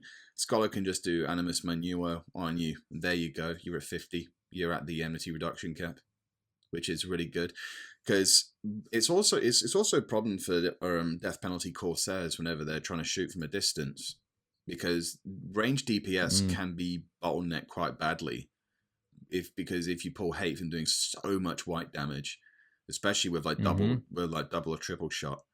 So this is a big help, and that PDL, the combination of the physical damage limit and the enmity and the store TP.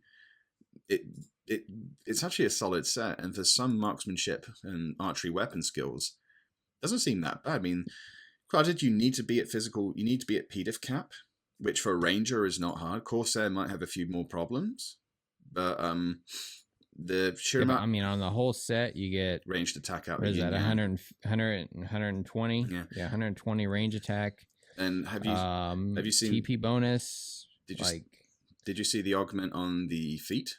True Shot plus 10. Yeah. So yeah, True Shot plus 10. That's really, really nice. Again, this whole thing is just screaming Gandiva Ranger or Armageddon Ranger. Yeah. Yeah, I'm actually pretty stoked with it. I'm not exactly an adept in either of those jobs, but I'll be pretty excited for this one. It also looks really nice, must say. Yeah, and just to clarify, true shot is like a damage calculation based on the appropriate range. Yeah. So like with range attacks, like if you don't play ranger, your damage is dependent on like a sweet spot. And true shot is a percentage base. So the number 10 is very high for a piece of armor. It might also be a pretty good Jishnu set, because having looked at it again, a lot of the pieces have got high dexterity on them. Yeah, that was my next question. Is like, see, the problem with Jishnu is the freaking stat modifiers are terrible. Yeah, like it's just the only piece that's missing dex on it is the legs, but can't you just use the Joshua to Kayate for that, the legs? But then again, yeah, I'm gonna have to. If you're at the PDF, if you're at the PDL cap, PDIF cap, yeah. If you're at the PDIF cap, and Jishnu's is a multi-hitter, isn't it? Yes. Well, I mean, yeah, it's the damage is just so like all over the place, but it's just inconsistent compared to, like, at least currently. I obviously don't have this gear to test it out, but compared to, like, I can put my, Gastrophetes R15 on Dynamis and just pop off the cap damage, True Flight, because with no hate generated practically. So well, it just gives another option. You're not just pigeonholed into using the Gastrophetes. A mythic, a mythic should not be get an entry requirement for a job. I've gone out of my way on this Paladin guide in part 2 to say you don't need O-Chain or Burgang to actually do good on Paladin. Yeah. So, yeah. No, I agree. And some of the, like, probably I think 2 of the last 3 ambuscades have like been more bow focused because of more of white damage. So to see some gear that maybe hints at, like, hey, just like you said, like, they know what they're doing. Like, hey, we recognize there's a gap in the difference. So here's a little hint of what's coming, maybe. So, okay, well, let's look at the last little piece around Odyssey. I mean, because honestly, we could just talk so long about everything. Already have, to be honest. So let's talk about Agwoo's axe, just because we got to talk about we got to talk about Beastmaster, because we do. I'm on that Beast Heist train. And interesting, and literally this morning when I woke up, I checked in on the Discord because I saw some messages, and one of the guys I do Odyssey with, who's a pretty good beast, is said, oh yeah, there's some ongoing testing. I think it's Falkirk who's testing it right now. Don't quote me on that. But that pet melee damage plus is not like base damage. It's damage dealt. So it's damage dealt plus 10%. And the testing is ongoing to see if it affects multi-hit ready moves like Pecking Flurry, Pentapeck, Tickling Tendrils, Chomp Rush, or whatever, because that could be pretty nice. So... Again, especially, no, I'm just saying, especially if it's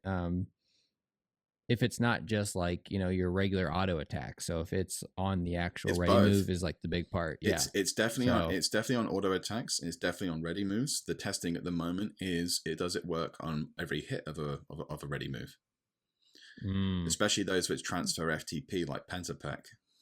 Pentapeck could become really fucking brutal. But it's just like, it's here's where I want to know: is this going to work in the offhand? Apparently, it does. Oh my god! So he has an aimer too. He's testing this out with. Oh my god! I gotta find the article. But yeah, I think who would you say this was? Fox or who was? Yeah, Fox was sending me. I don't like revealing who actually talk with things like this, but might as well now. Yeah. But yeah, Fox just sent some messages like, yeah, there's some testing ongoing. It seems it's damage dealt. So for confirmation though, just maybe keep an eye on that Beast thread on the Auction House forum, and when the testing's done, Falkirk's on point, so he'll probably let us know. But I like that because again, like Puppet Master, they seem to know what some of the issues pet jobs are facing is that you can't building like an old hybrid set or incorporating both aspects of damage was really hard. So they seem to be adding pieces of gear that, like, the Master would typically use anyway, because the base stats like weapon skill damage, Right. dex charisma for primal rend and whatnot, really good. That if this indeed works in the offhand, it's like the ultimate IMA offhand. Yes. Like, I mean, that was like what I was thinking. I was like, it's got, I mean, you've got for the master, you've got store TP. You have 10 store TP, which goes in with your AM3, like your AM3 set. Like whole thing just screams like, IMA. hello. Yeah, whole thing screams Yeah. IMA. Like, and it just goes back to my point. I know you were talking about, the pup mythic, maybe not so much, but is good. It seems to me like a lot of these updates are trying to make the mythic more relevant. So basically the SE dev team is saying, bro, get off your fucking ass and make a mythic. Yes, I've told you that. Everyone's told me that. We were supposed to be making some Beastmaster videos 6 months ago, and you just won't get your aimer done. All right, I need to haul ass on it, won't I? Yes. And it's let's see here. Yeah, I mean, I think those are the big stats. I mean, it's got the all attributes plus 20, which I think is interesting. Like, unless they knew it was going to break some sort of cap, like in terms of like damage on attributes, like I don't know why you would just randomly put it on there. Like, I don't know. I think that's more of a compensation, more of a compensating attribute for when familiar's not up. Because when familiar is up, if you've got job points, it increases pet attributes. It's the same thing as a Puppet Master's Overdrive. That's why you saw it on the Sark Putterfists, but the Jukotal is like pretty much unbeatable for automaton damage. So yeah. All right. Well, okay, we will wrap up, I guess, the Odyssey stuff, even though we could just keep talking. So the lowdown is, look, it's worth doing the content now, even if it's just to unlock the best in slot gear now. Like, I mean, it's just gear that you need, even the base gear, like with unaugmented, there's so many stats on these that you just need to get. So if you're like me, stop being lazy and get your stuff together and start tackling Odyssey, because you need to get it done. So before we move on to the next section, can I go take a quick break? That was my next thing, is we're going to take a break. We got a little, I won't call it a surprise, but I got something here that I'm going to pour out and then talk about, and then we will get into the most recent digest. All right, see you in a bit, everyone. Have some fun. All right, so here's what I want to say before we get into the most recent digest, and this is why I want to save it to the end. I know that we were talking about like eating our words from a month ago, but I do want to say, like, I won't say it's a problem, and I'm just going to call it more of an observation, because I don't know how I think about it yet. Is Odyssey still bad content and the gear is good? And that's why we're like so excited. Like, because like, did they just like hide what they were going to release over the course of like pretty boring content, and then just release some really good gear, and then everyone's like, all right, I got to do this content? Or is Odyssey like, okay, it's not so bad? Well, the bad thing about Odyssey at the moment is, I'm sure you've seen on the forums, there's some really bad lag, which is affecting players mostly outside of Japan. There, I'm trying to pin down what it is. But as of recently, the complaint has been moved on the official forums from, it's been moved to what's called an accepted bug by SE, so they know it is actually a problem. So hopefully they're going to get on that within the next week or so and patch it, especially given this sudden wave of interest.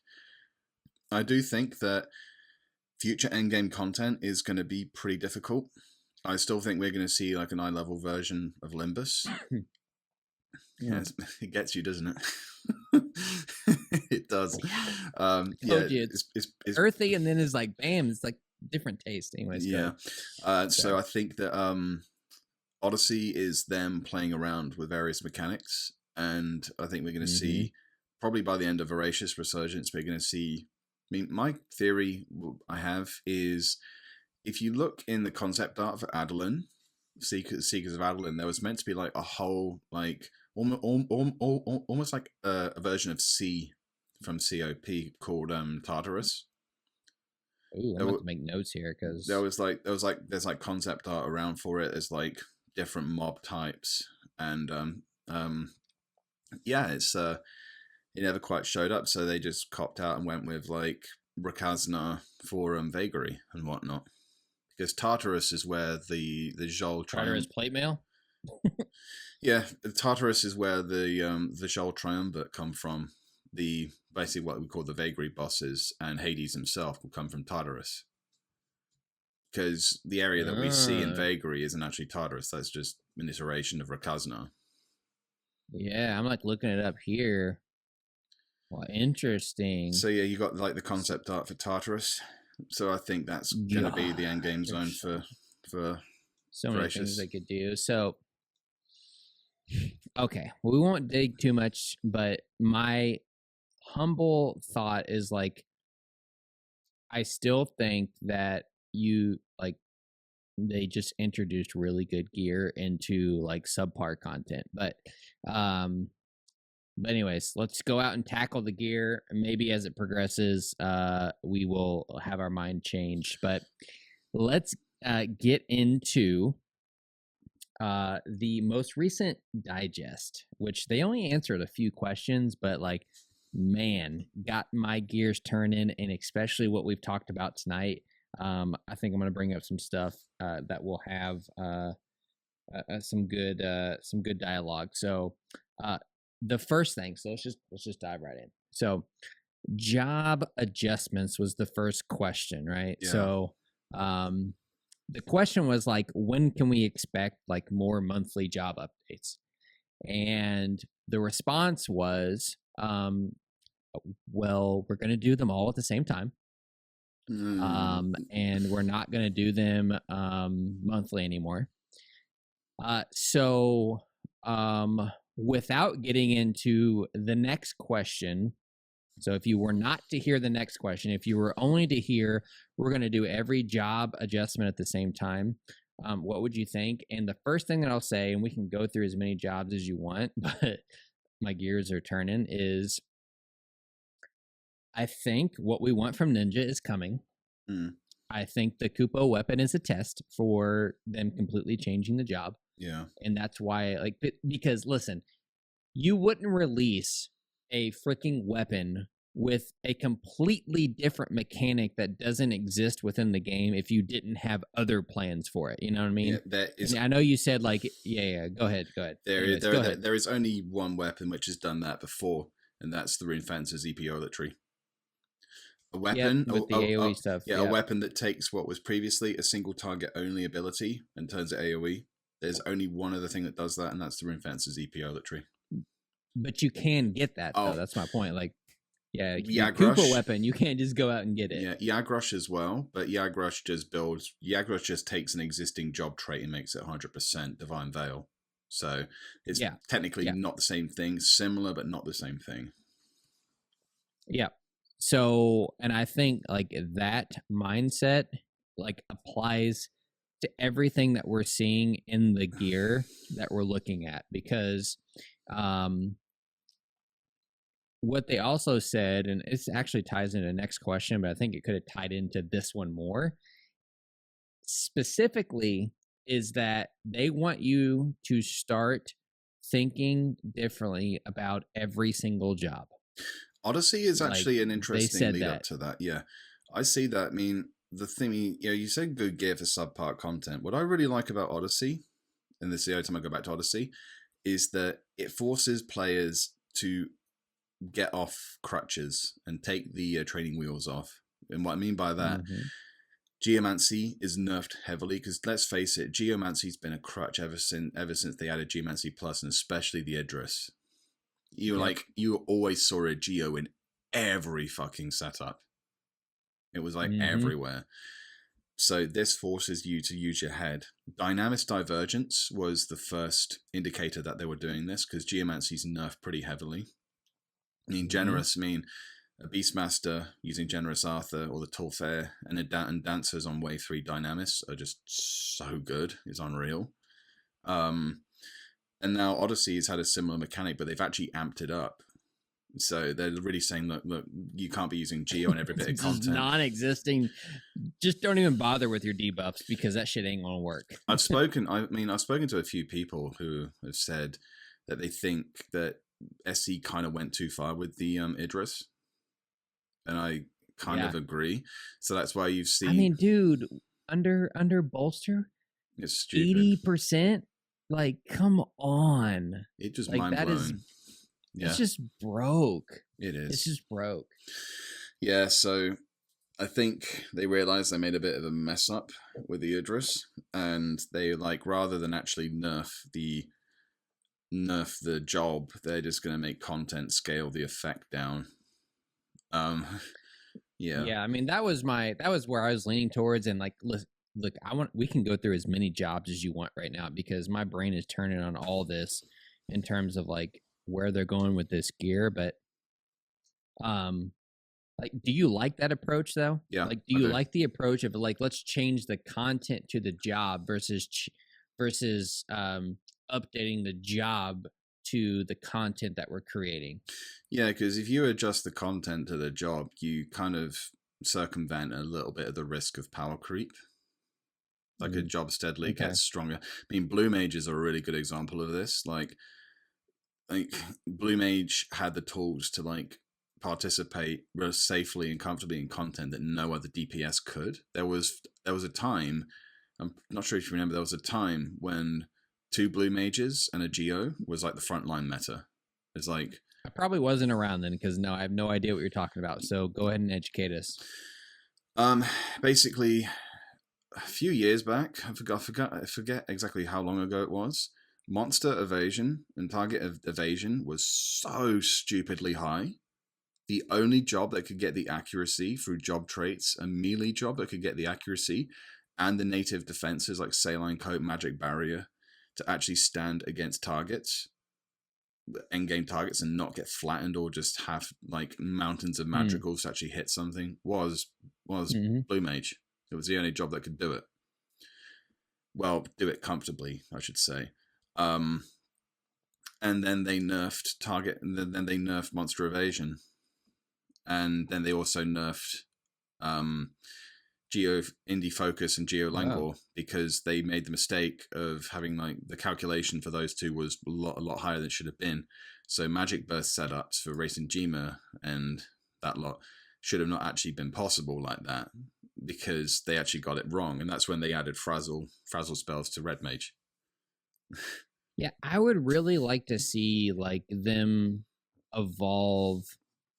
I think there's so many elements to Geomancer that got lost in them overpowering the debuffs. Yeah, I think so as well. Because their enfeebling is pretty decent. Okay, the damage they can do from magic is pretty decent. Mm-hmm. Okay, the mitigation that they can do is pretty decent. So there's a lot of things that they I think overpowered that just ruined the job, and I think that's some. I think you've changed my mind. Because I actually was going into it saying I wish they would update the job versus the content, but I think the job itself is a lot of the elements are actually good. They just those got outshined by them overpowering the debuff side of things. So, yeah. I think that's reflected in the fact they've just been nerfing Geo debuffs. It's not a blanket nerf to Geomancy in general. It's just debuffs because I think they realized how far they actually pushed it. And I'm pretty sure that Beastmaster's Corrosive Ooze from Arthur, that having a 100% land rate on everything, even water elementals. Oh, that was awesome. That was some really that was some really nice testing from Falkirk. That was actually pretty cool. Use the not sure if anyone I'll kind of fill people in. Corrosive Ooze from a Beastmaster is a water elemental debuff because it comes from the slug, and Beastmasters wanted to prove it would land on absolutely anything. So I think, okay, what could we possibly do? So I think it was Falkirk. I think it was. He went and used Corrosive Ooze on a water elemental, a water debuff on a water elemental. And then he used a special shield, a level 71 shield, the Absorbing Shield, which lets you take a buff or debuff the target has and put it onto yourself. and he was taking the attack and defense down that move had inflicted off the water elemental. This move is so accurate; it lands on water elementals. That's like, whoa. So 100%. So yeah, if you saw that screenshot on the auction house of the slug wearing some shades, it's like, yeah, that's a real G move. Like, so that's where it came that's from. amazing. So I'm pretty sure that Arthur's Crosifu's landing 100%. That's not coincidental. I'm pretty sure that's deliberate. Yeah. So there's another point that I wanted to make, and give me a second here, everyone watching live, to get the exact wording because I don't want to mess this up. Personally, I've got the video pulled up here, and this relates directly to the job updates, I think. as you're bringing it up, the job that I like to see. I mean, I've already made one video on what jobs I think need to get a patch, but as a preview for the next one I'm doing, I want to see Blue Mage get a slight adjustment. I've spoken to a few Blue Mages on the forums about this. Like, I need some ideas here because you got to be real careful how you buff this job. It's not really the DPS side; it's the support and debuff side that they kind of want a hand with. You know, like how Red Mage, right. You know, like how Red Mage has got enfeebling magic effect. How about Blue magic effect? And certain and certain which only applies like additional effects, but you have got to be real careful because you've got spells like Tourbillon, which are already pretty beefy, but they are tied behind Unbridled Learning's timer. But yeah, Blue Mage is one of them. The other job I'd like to see get a complete overhaul is Summoner, because I've actually been playing Summoner lately. Have you seen me on that? Well, I have not. Yeah. And what do you want overhauled? Because the job is already close to broke. So yeah, hear me out. I mean, this is kind of a preview for the video that I do, but Summoner, I want to see a damage wall implemented, kind of like with nuking, with bursting. So like anything. You want a nerf? Yeah, well, it's a nerf and a buff. Hear me out. The nerf would be to any BPs used after 2 BPs. BP rages would drop dramatically in power, kind of like what happens with the magic bursting. So that would not nerf Apogee. I would reduce Apogee's reuse timer to 1 minute. So Summoner can do more spike damage like that more frequently. And I would also redo a fair number of support wards from Diablos, Leviathan, Carbuncle, and Fenrir. I would redo them because they, in context of lore, it makes sense. Like Diablo, like the potency of Diablos's buffs depend on like the time of day, which was cool for like a lore thing back in the day, but it's just stupid now. That needs to get overhauled. They should only scale with summoning magic skill. Fenrir the same way. Fenrir's depends on moon phase, which should not be a thing. That should be a static amount which you can increase, or a set amount you can increase with summoning magic skill. I would replace Heavenwood Howl's effect from Endrain and Aspir, because that's a dancer's thing. I would replace that with a magic accuracy and magic evasion buff, because Fenrir's favor is magic evasion. And also, this is the biggest part, I would take Alexander and Odin off of Astral Flow and make them actual avatars. Yeah. Oh, so you want... Okay. Because Alexander has got some use, but he burns through Astral Flow immediately, so it's not like the most useful use. Right. I typically use that Alexander on like Wave 2 bosses for like a DPS party. I just go in and just defend them for like a minute. Odin's just pathetic. He doesn't land on anything, which is just stupid. Worthless. So I would take Alexander and Odin off of Astral Flow and give them like... I mean, they've already got like their abilities from the BCs we fight them in. So you just adjust them accordingly, and then you've got it. Yeah, I would make Alexander's favor store TP.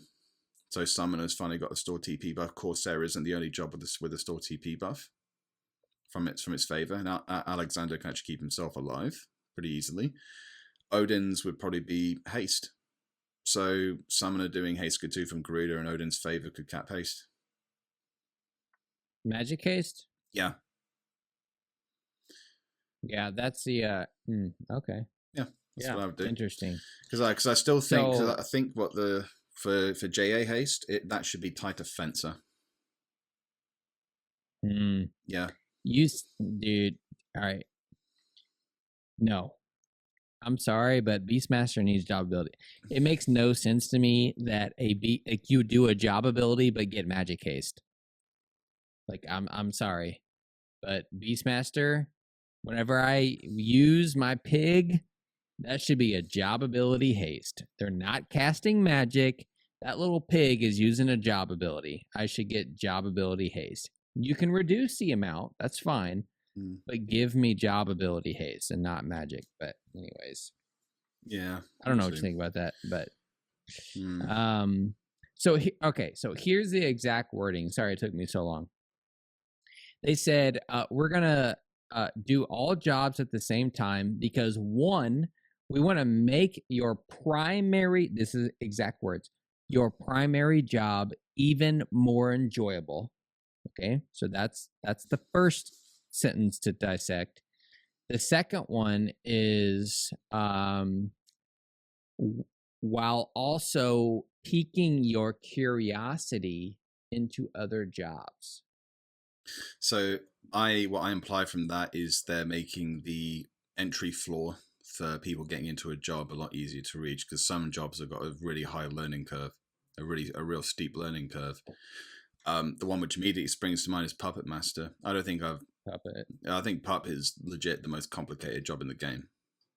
It is straight up. Solely because of the amount of freaking items that you have to be able to incorporate into the abilities that you use. Yeah. So I'd also say because it's less of a straight job ability class and more of like you've got to have all of these items in your inventory to go along with the job abilities that you use. So I'd also say that I'm a pup noob.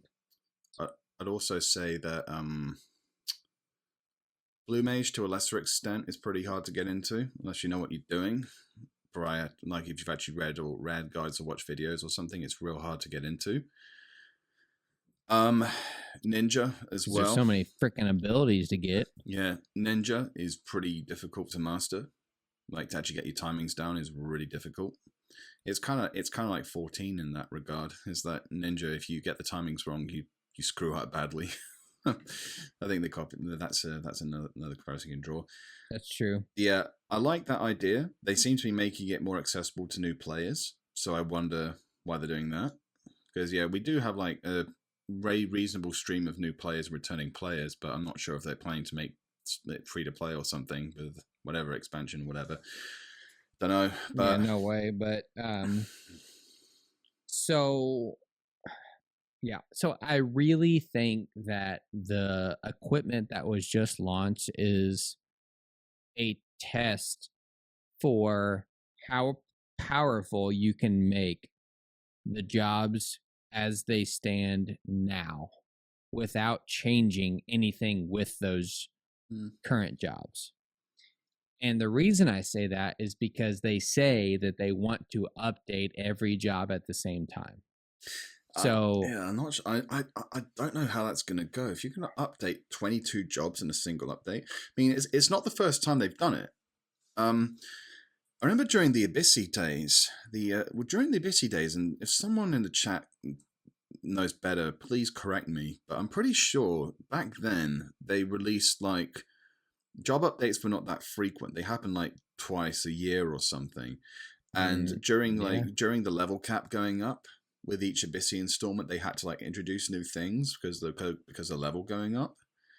So it's not the first time they've done it.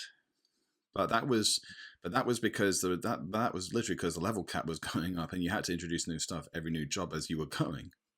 So now that they're doing it at this point, I'm like, hang on, I'm expecting a lot of bugs. I'm talking like I'm talking like CD Projekt Red level bugs. My God, low blow, dude. Bro. I feel fucking betrayed, dude. Fuck that. No, I proudly have a copy of. That's one of my favorite games. Yes, you and everybody else, dude. What's your 3? And I feel Listen, fucking we're not gonna betrayed get by into that. it, but listen, but still, for someone to sell the source code, like think of all the employees. Like, all right, we won't get into it, but anyways, like I'm just telling you right now, whether okay, I could be wrong 12 months from now, okay, at the 20th anniversary. But I think we'll talk more about this in a minute. I'm There's trying to. something drastic coming. I'm trying to. So I'm just trying to emulate a drum roll right here. thank you. There's something drastic coming. Okay, so anything job related that you want to get into now, because you made this fantastic video that everybody loved, by the way. So just for the sake of time, we can't talk about every job, but like, is there anything else that you want to hit on before I move to the next question? Yeah, I don't know what the fuck to do to Black Mage. That job needs like reconstructive surgery on an epic scale. I don't know how to fix Black Mage. I've got some ideas, but I think Black Mage should be able to break. Black Mage should have its magic burst damage put way up. Black Mage should not be reliant on Geo Malaise, especially in content, now that Geo Malaise is being nerfed in more content. Black Mage should have a lot more power from a magic burst. It should be the undisputed master of elemental magic. And I think Black Mage should be able to break the damage cap on a burst. Whoa. Yeah. Whoa. I said this either last episode or 2 episodes ago, and you said no. Did I? Yes. Yes, you did. I'm racking my memory. Did I? I will. Okay, listen, I'm not going to do it now, but I will pull this up and send it to you. But yes, that's what I said. I said, if you're not going to nerf every other job, then Black Mage needs to break the freaking cap. Especially now. What pisses? Go ahead. All right. Well, what pisses me off the most is that one of the gear sets that we didn't go over tonight has all of the same stats as the EA set that you need to spend currently 150 million gil on to have for a magic burst set. So you're going to give all of these jobs the ability to have capped out magic burst damage, but a Black Mage is going to be capped out still. You know what I mean? Yeah. Like, it makes no sense. I guess if indeed it was, and I'm not going to doubt, I won't doubt you. I probably might have said something like that, but if that is the case, I'm man enough to admit that, yeah, I can change my mind. But I guess my experiences in Odyssey and Dynamis and seeing how badly GMLAs gets nerfed, it's like, dude, it kind of makes you realize Black Mage should be like the undisputed master. I don't think Meteor should be tied to Elemental Seal, and it should be at max power with only one Black Mage. Yes. Yeah. And so, here's the problem though. If it's such a massive undertaking, I feel like they've screwed themselves so much with the gear that exists for Red Mage, Geomancer, to be able to do so much damage. So, like, how do you change the mechanics to where just Black Mage, from a percentage, if you do like a weighted balance of like your stats versus like what you're nuking against, how do you not just make Black Mage do cap damage all the time? You know what I mean? Like, so like I don't know. They've just messed the job up so much, dude. It needs some major reconstructive surgery. The other thing I would do, and there would be a limiter on this. I just mentioned how like BPs should drop off in damage after 2 successive spells or 2 successive abilities. Perhaps they could make elemental magic not reduce damage based on number of people it hits or targets it hits, kind of like Blue Mage.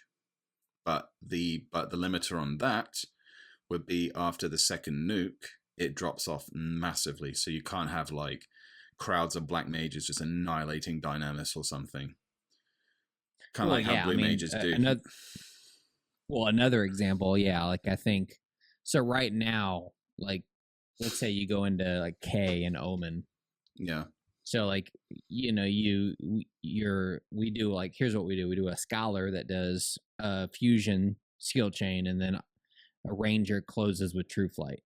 So then you've got summoners that do this. If you do the same avatar, only the first avatar is going to do a decent amount of damage. Yeah.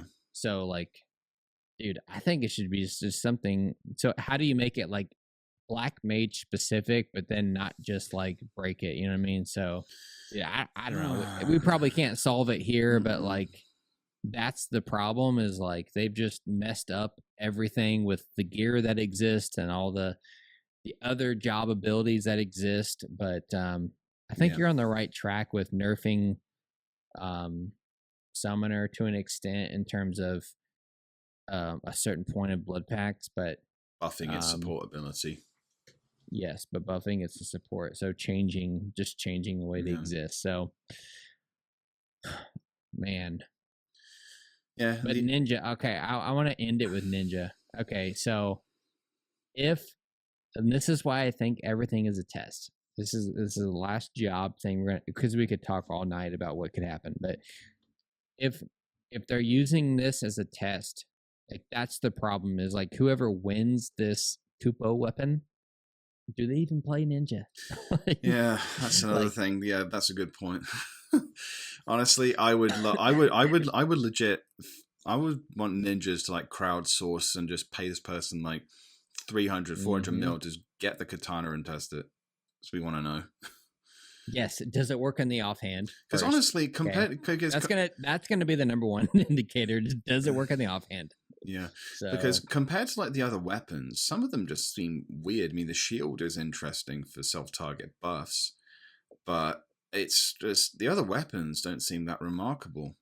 They really don't. I told you they're throwing random stuff out there because the game's gonna change drastically. Okay. Yeah. But listen, Ninja, I'm calling it right now. A year from now, Ninja will be drastically different than what it is now.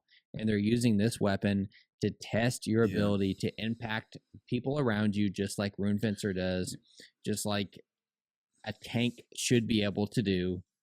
This is their testing field, and they don't want too many people out there testing it because they don't want to break the game. Yeah.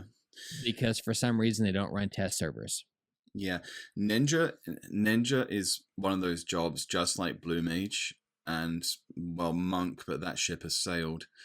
They have to be too powerful. Yeah, they have to be super, super fucking careful how they patch that job, because I mean, I'll be probably putting up a video in the next few days of a 6-minute clear of this month's ambuscade against 2 ironclads with me just fucking wrecking house on Ninja. Do you know how hard it is to take hate as a ninja when you have Enin active? No, I don't, because I don't play Ninja, but I'm going to take your word for it because I feel like you've done it this month. Yeah, I've done it. I mean, granted, the tank is having a bit of a hard time because they're constantly getting all their buffs taken, but I'm going to team up with another ninja in the Link Shell, and I'm probably going to tank both the ironclads. Just, okay, just because I can. I'll try it. I mean, it might not work. Dude. It might not be, I don't know how it's going to go, but I want to try something different. But yeah, Ninja is one of those jobs where you got to be real careful how far you push it, because Ninja's personal defense is fucking outstanding. It's sturdier than Monk. Like Utsuzemi, Migawari, it's got good HP, great native magic evasion. They got to be careful how far they do this. All right, you're just reinforcing my prediction that everything is being tested right now, whether it be with the new gear, the new weapon.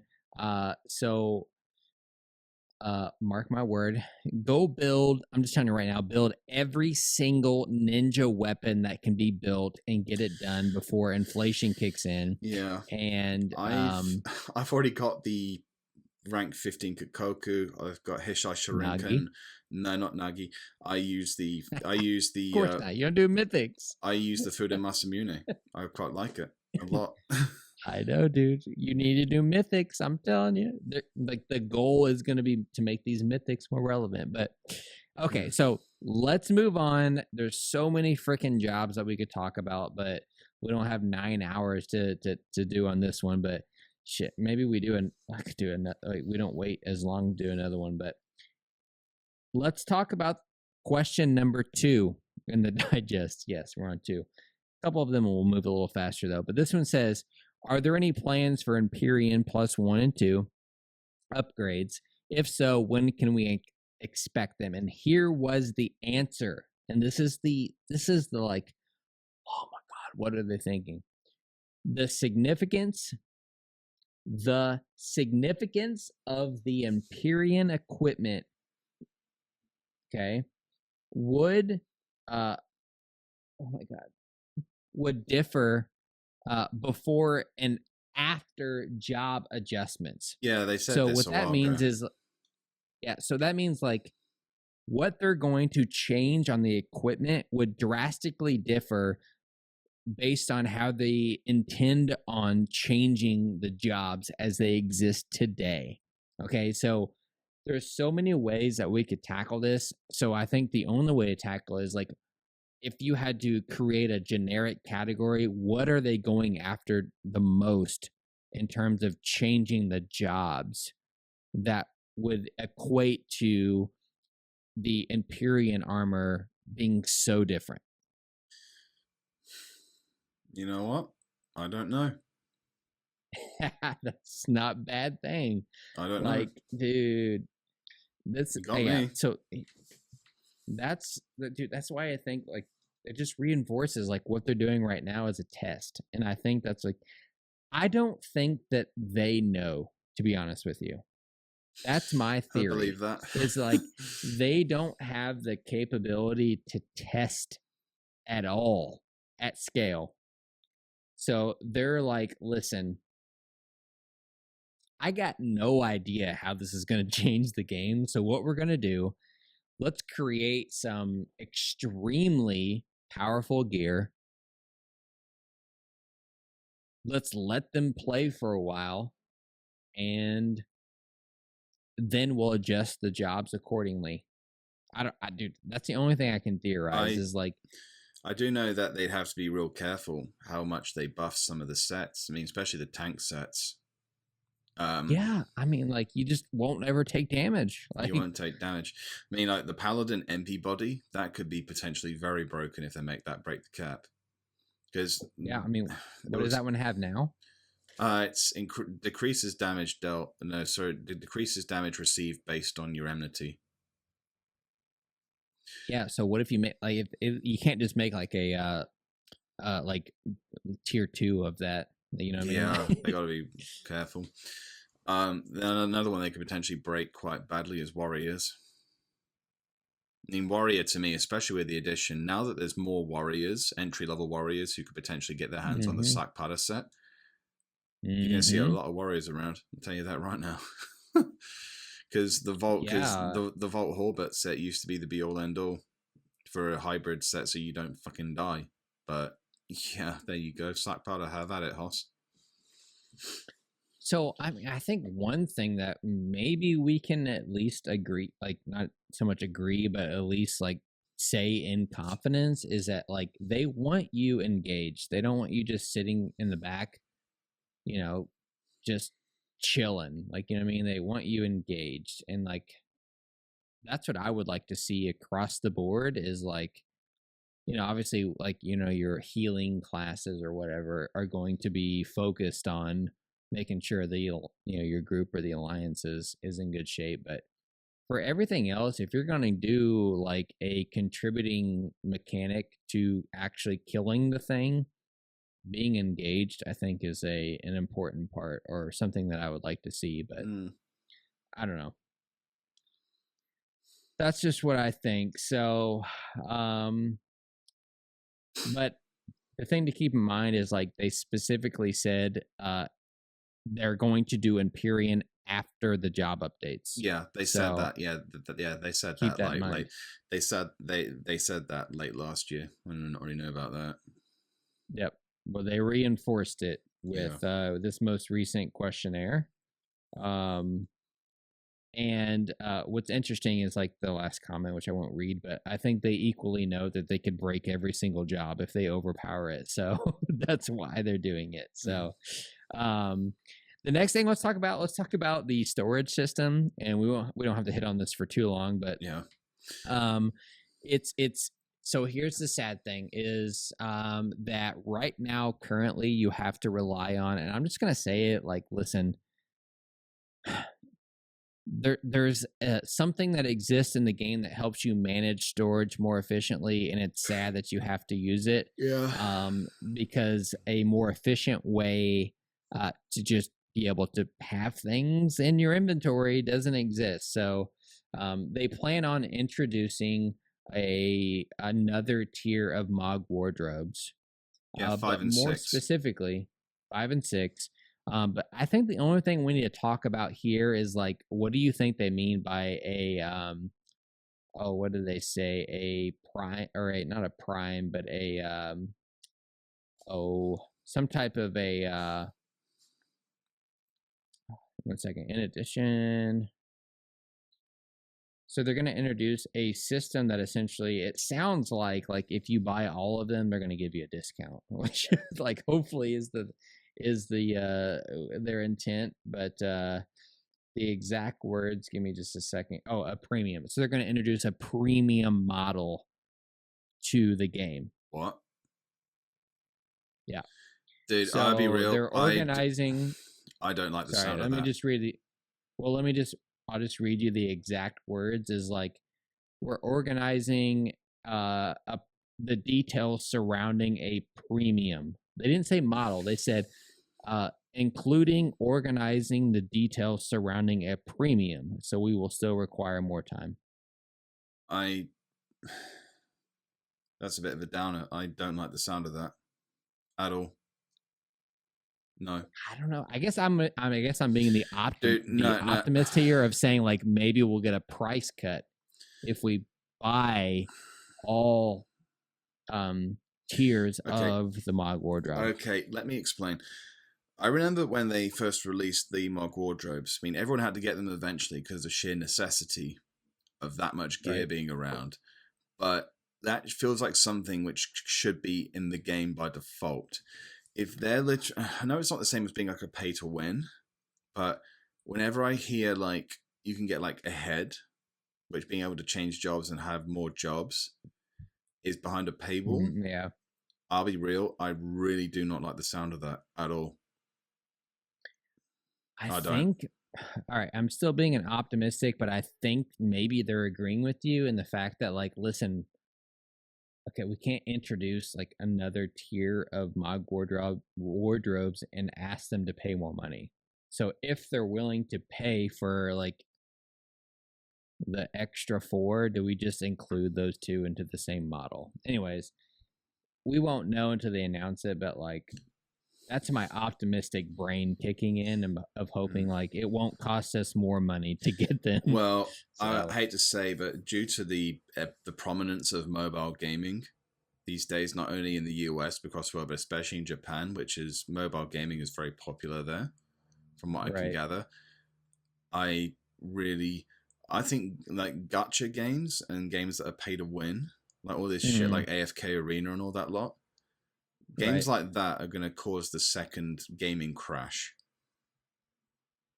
They need to be fucking surgically removed and have a stake impaled through the heart to make sure they don't rise again. Like, I'm not fucking around here. I agree with you. The problem with this game is like, I don't think that the community has enough power to even make them care. Like, I honestly think that 11 only, like, the necessity for the game to exist itself is only because the pride that they have. If everyone rose up and said, we're not going to pay you any money just to be able to have more stuff, that they would change anything. Like, I think that they would just be okay with shutting the game down, to be honest with you. Like, well, I'll be interested. I don't know. I'll be interested to see what the difference in opinion between the EU NA community and the Japanese community is on this, because it's I'm clear that all really these questions were Japanese, but yeah, I really don't like that. I mean, I'm sure I I'm sure agree. that mobile gaming's got detractors, but yeah, it's gotten to the point where I can't watch a YouTube video without seeing an advert for some fucking gacha game. It's This is a good time to say this game is sponsored by Raid Shadow Legends. Like, I've been wanting to do that. I've been wanting to do that so many times. Just want to thank Raid Shadow Legends for sponsoring this podcast on Final Fantasy 11. No, dude, I agree. Like, listen, all right, let's move on. But listen, if you're listen, Square Enix, if you're out there, stop making us pay for things that should just exist. I mean, all right, yeah. I'm sorry. We'll talk about it another time. Listen, I'm gonna be honest with you. I'm gonna skip over the next question. It has to do with crafting. And if you were a crafter at all, you would know that it would break the game if you combined all of the torques. So it was around combining all of the crafting torques, but you would completely break all of the HQ crafting. So I'm not even going to address that one. So the next one was five.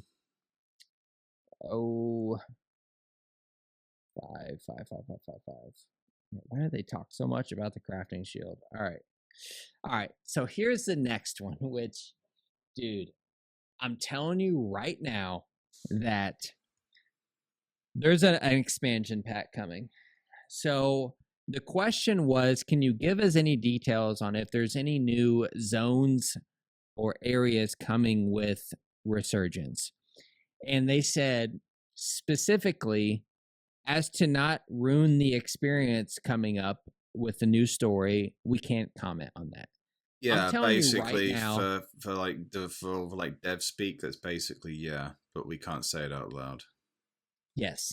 I'm telling you right now, dude, what I've been saying for a year in terms of being optimistic is that they are making a new expansion for this game, and it's going to be completely different in terms of the content that we have now and everything that we're getting with this Odyssey. And this goes back to like bad content, good gear, is that this is going to turn into Legion, okay, when this new expansion comes out. So they're testing all of this gear for all of the harder content that they're going to introduce in a new expansion pack for the game. So what do you think? I know that Final Fantasy 14 is launching another expansion in the next few months or by the end of the year.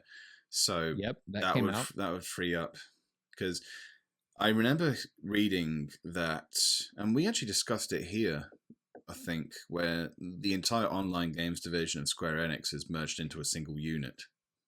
Right. So maybe when resources are freed up after what's called Endwalkers is finished, they are going to launch an expansion for the 20th anniversary. This is very speculative, but there are still 2 continents that haven't been explored. 3 if you count the Far East. So it's there. But as for Voracious, I think that it is going to be Tartarus at the end of it. Basically, okay. So I feel. Have you done it yet? Have you done the? No, I'm just going off of common sense. It's just the concept. So we've been talking about this for multiple episodes now. So I'm not going to ruin the whole storyline, but dude, I've got to give you at least the concept so we can talk about what's going on right now. And I'm talking about like short. Like, because there's not too much in the storyline, and I have not done what was released in this update. So I want to preface that. But essentially, there's something going on with people showing up from past content. There's also something going on where people are just like losing their memory, right? So like there's people from the past showing up, and there's people in the present losing their memory and forgetting things. Okay, so that's where the storyline is going. So I don't know what's coming, but they're incorporating characters from the war from 20 years ago, and then forcing people that exist in the current timeline to forget their memory. Like that's kind of where the storyline is going. So where that could go, I don't know, but I think it definitely results in an expansion. Like that's like that. I've been wanting to say that for a few episodes because you haven't done the storyline yet, but like that's why I think there's a new expansion coming, and it revolves around a lot of the things that I don't want to ruin this part, but a lot of the things that you say where there's areas that have not been explored. Alzira, Rozawa, and the Mikado in the Far East. Yeah. Which are regions for what? For who? I'll let you explain that. Alzira is the Mithran homeland. I covered that in the last episode of the last entry of the Saga of the Serpents. It's where Emilia Lipo, Leko, Haboka is where they're from. Leko's story is really interesting. He goes into it, kind of paints it like a tropical version of Westeros. Rozawa is the homeland of the Orcs and the Gigas, and the Elvan have got like a few cities up north. There's apparently some I think it's buried in like some of the old quests. It's like there's like a few cities on Rozawa on the coast where there's like Elvan and Orcs do actually live in the same city. And actually, there's kind of like this order of paladins or something. I can't remember the exact intricacies of it, but the Mikado to the Far East is the Far East is where Tenzin's from. It's where Iroha's from. Basically, Rhys and Jima is a part of the Far East, and the Mikado is a Yugudo, basically a Yugudo shogunate. It's where Gesho is from. Gesho from the Atagon storyline. So yeah, yep. And you get yeah. So all of that stuff has been like hinted, minus a couple pieces, in the story, like the storyline. Dude, you need to do it. I'll get around to it. Dude, it would be a perfect video of like, here's my all right, I just finished all of the segments. Here are my thoughts. Just like, dude, that the video prediction that you did for like all of the jobs, like, are your recommendations, spot on. Well, 3 of them. All right. Well, we've come to the last question of the digest, and that is simply around where is the recipe, which I think it's been found. Oh now, yeah, it's been found. When you see like 9 for the omelet, what is it? The omelet sandwich? Omelet sandwich. I think it's been found if there's like 90 stacks on the auction house. I think it's been found. Yeah, they gave a hint, and I think the hint is what gave it away. So lots of eggs. Yeah, lots of eggs. And so it was like puck egg. Here it is, puck egg, and then apkalu egg. So yeah. Some bread. Yeah. Very simple. I mean, like someone could have probably guessed, like, okay, to make an omelet, you get a lot of eggs. For a sandwich, you get bread. So if you want some butter in there for some reason, you get some butter. So I imagine Selbina butter's in there. Mm-hmm. Yeah. No, it's not actually, but no. It's I figured that out. It's it is actually Selbina butter. Yeah, I thought Selbina butter, Selbina butter, white bread. Selbina butter, white bread, puck egg, apkalu egg, and Grauberg lettuce. So there you go. Although, yeah. So yeah. All right. Well, listen, this was a long episode. Oh, it was, wasn't it? But look, here's the thing. The game is alive.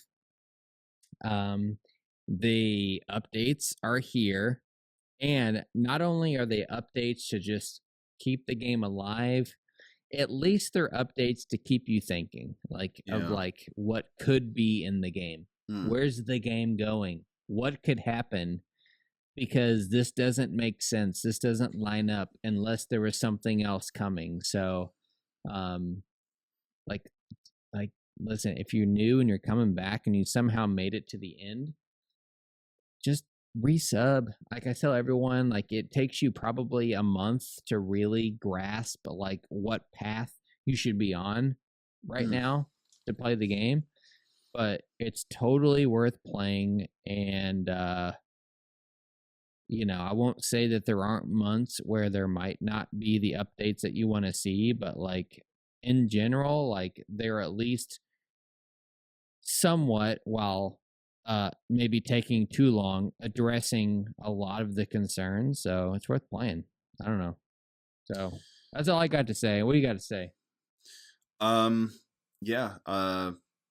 Just who knows what the future holds, but we do know stuff is on the way. We'll just see where it goes. As far as people resubbing, don't be put off by Azura too much if you do want to go to Azura because it's the most populated server. Yeah. The only thing, I don't normally promote third-party tools like this, but there is a filter I use to cut out the RMT and mercenary shouts that I posted on the community link of my channel.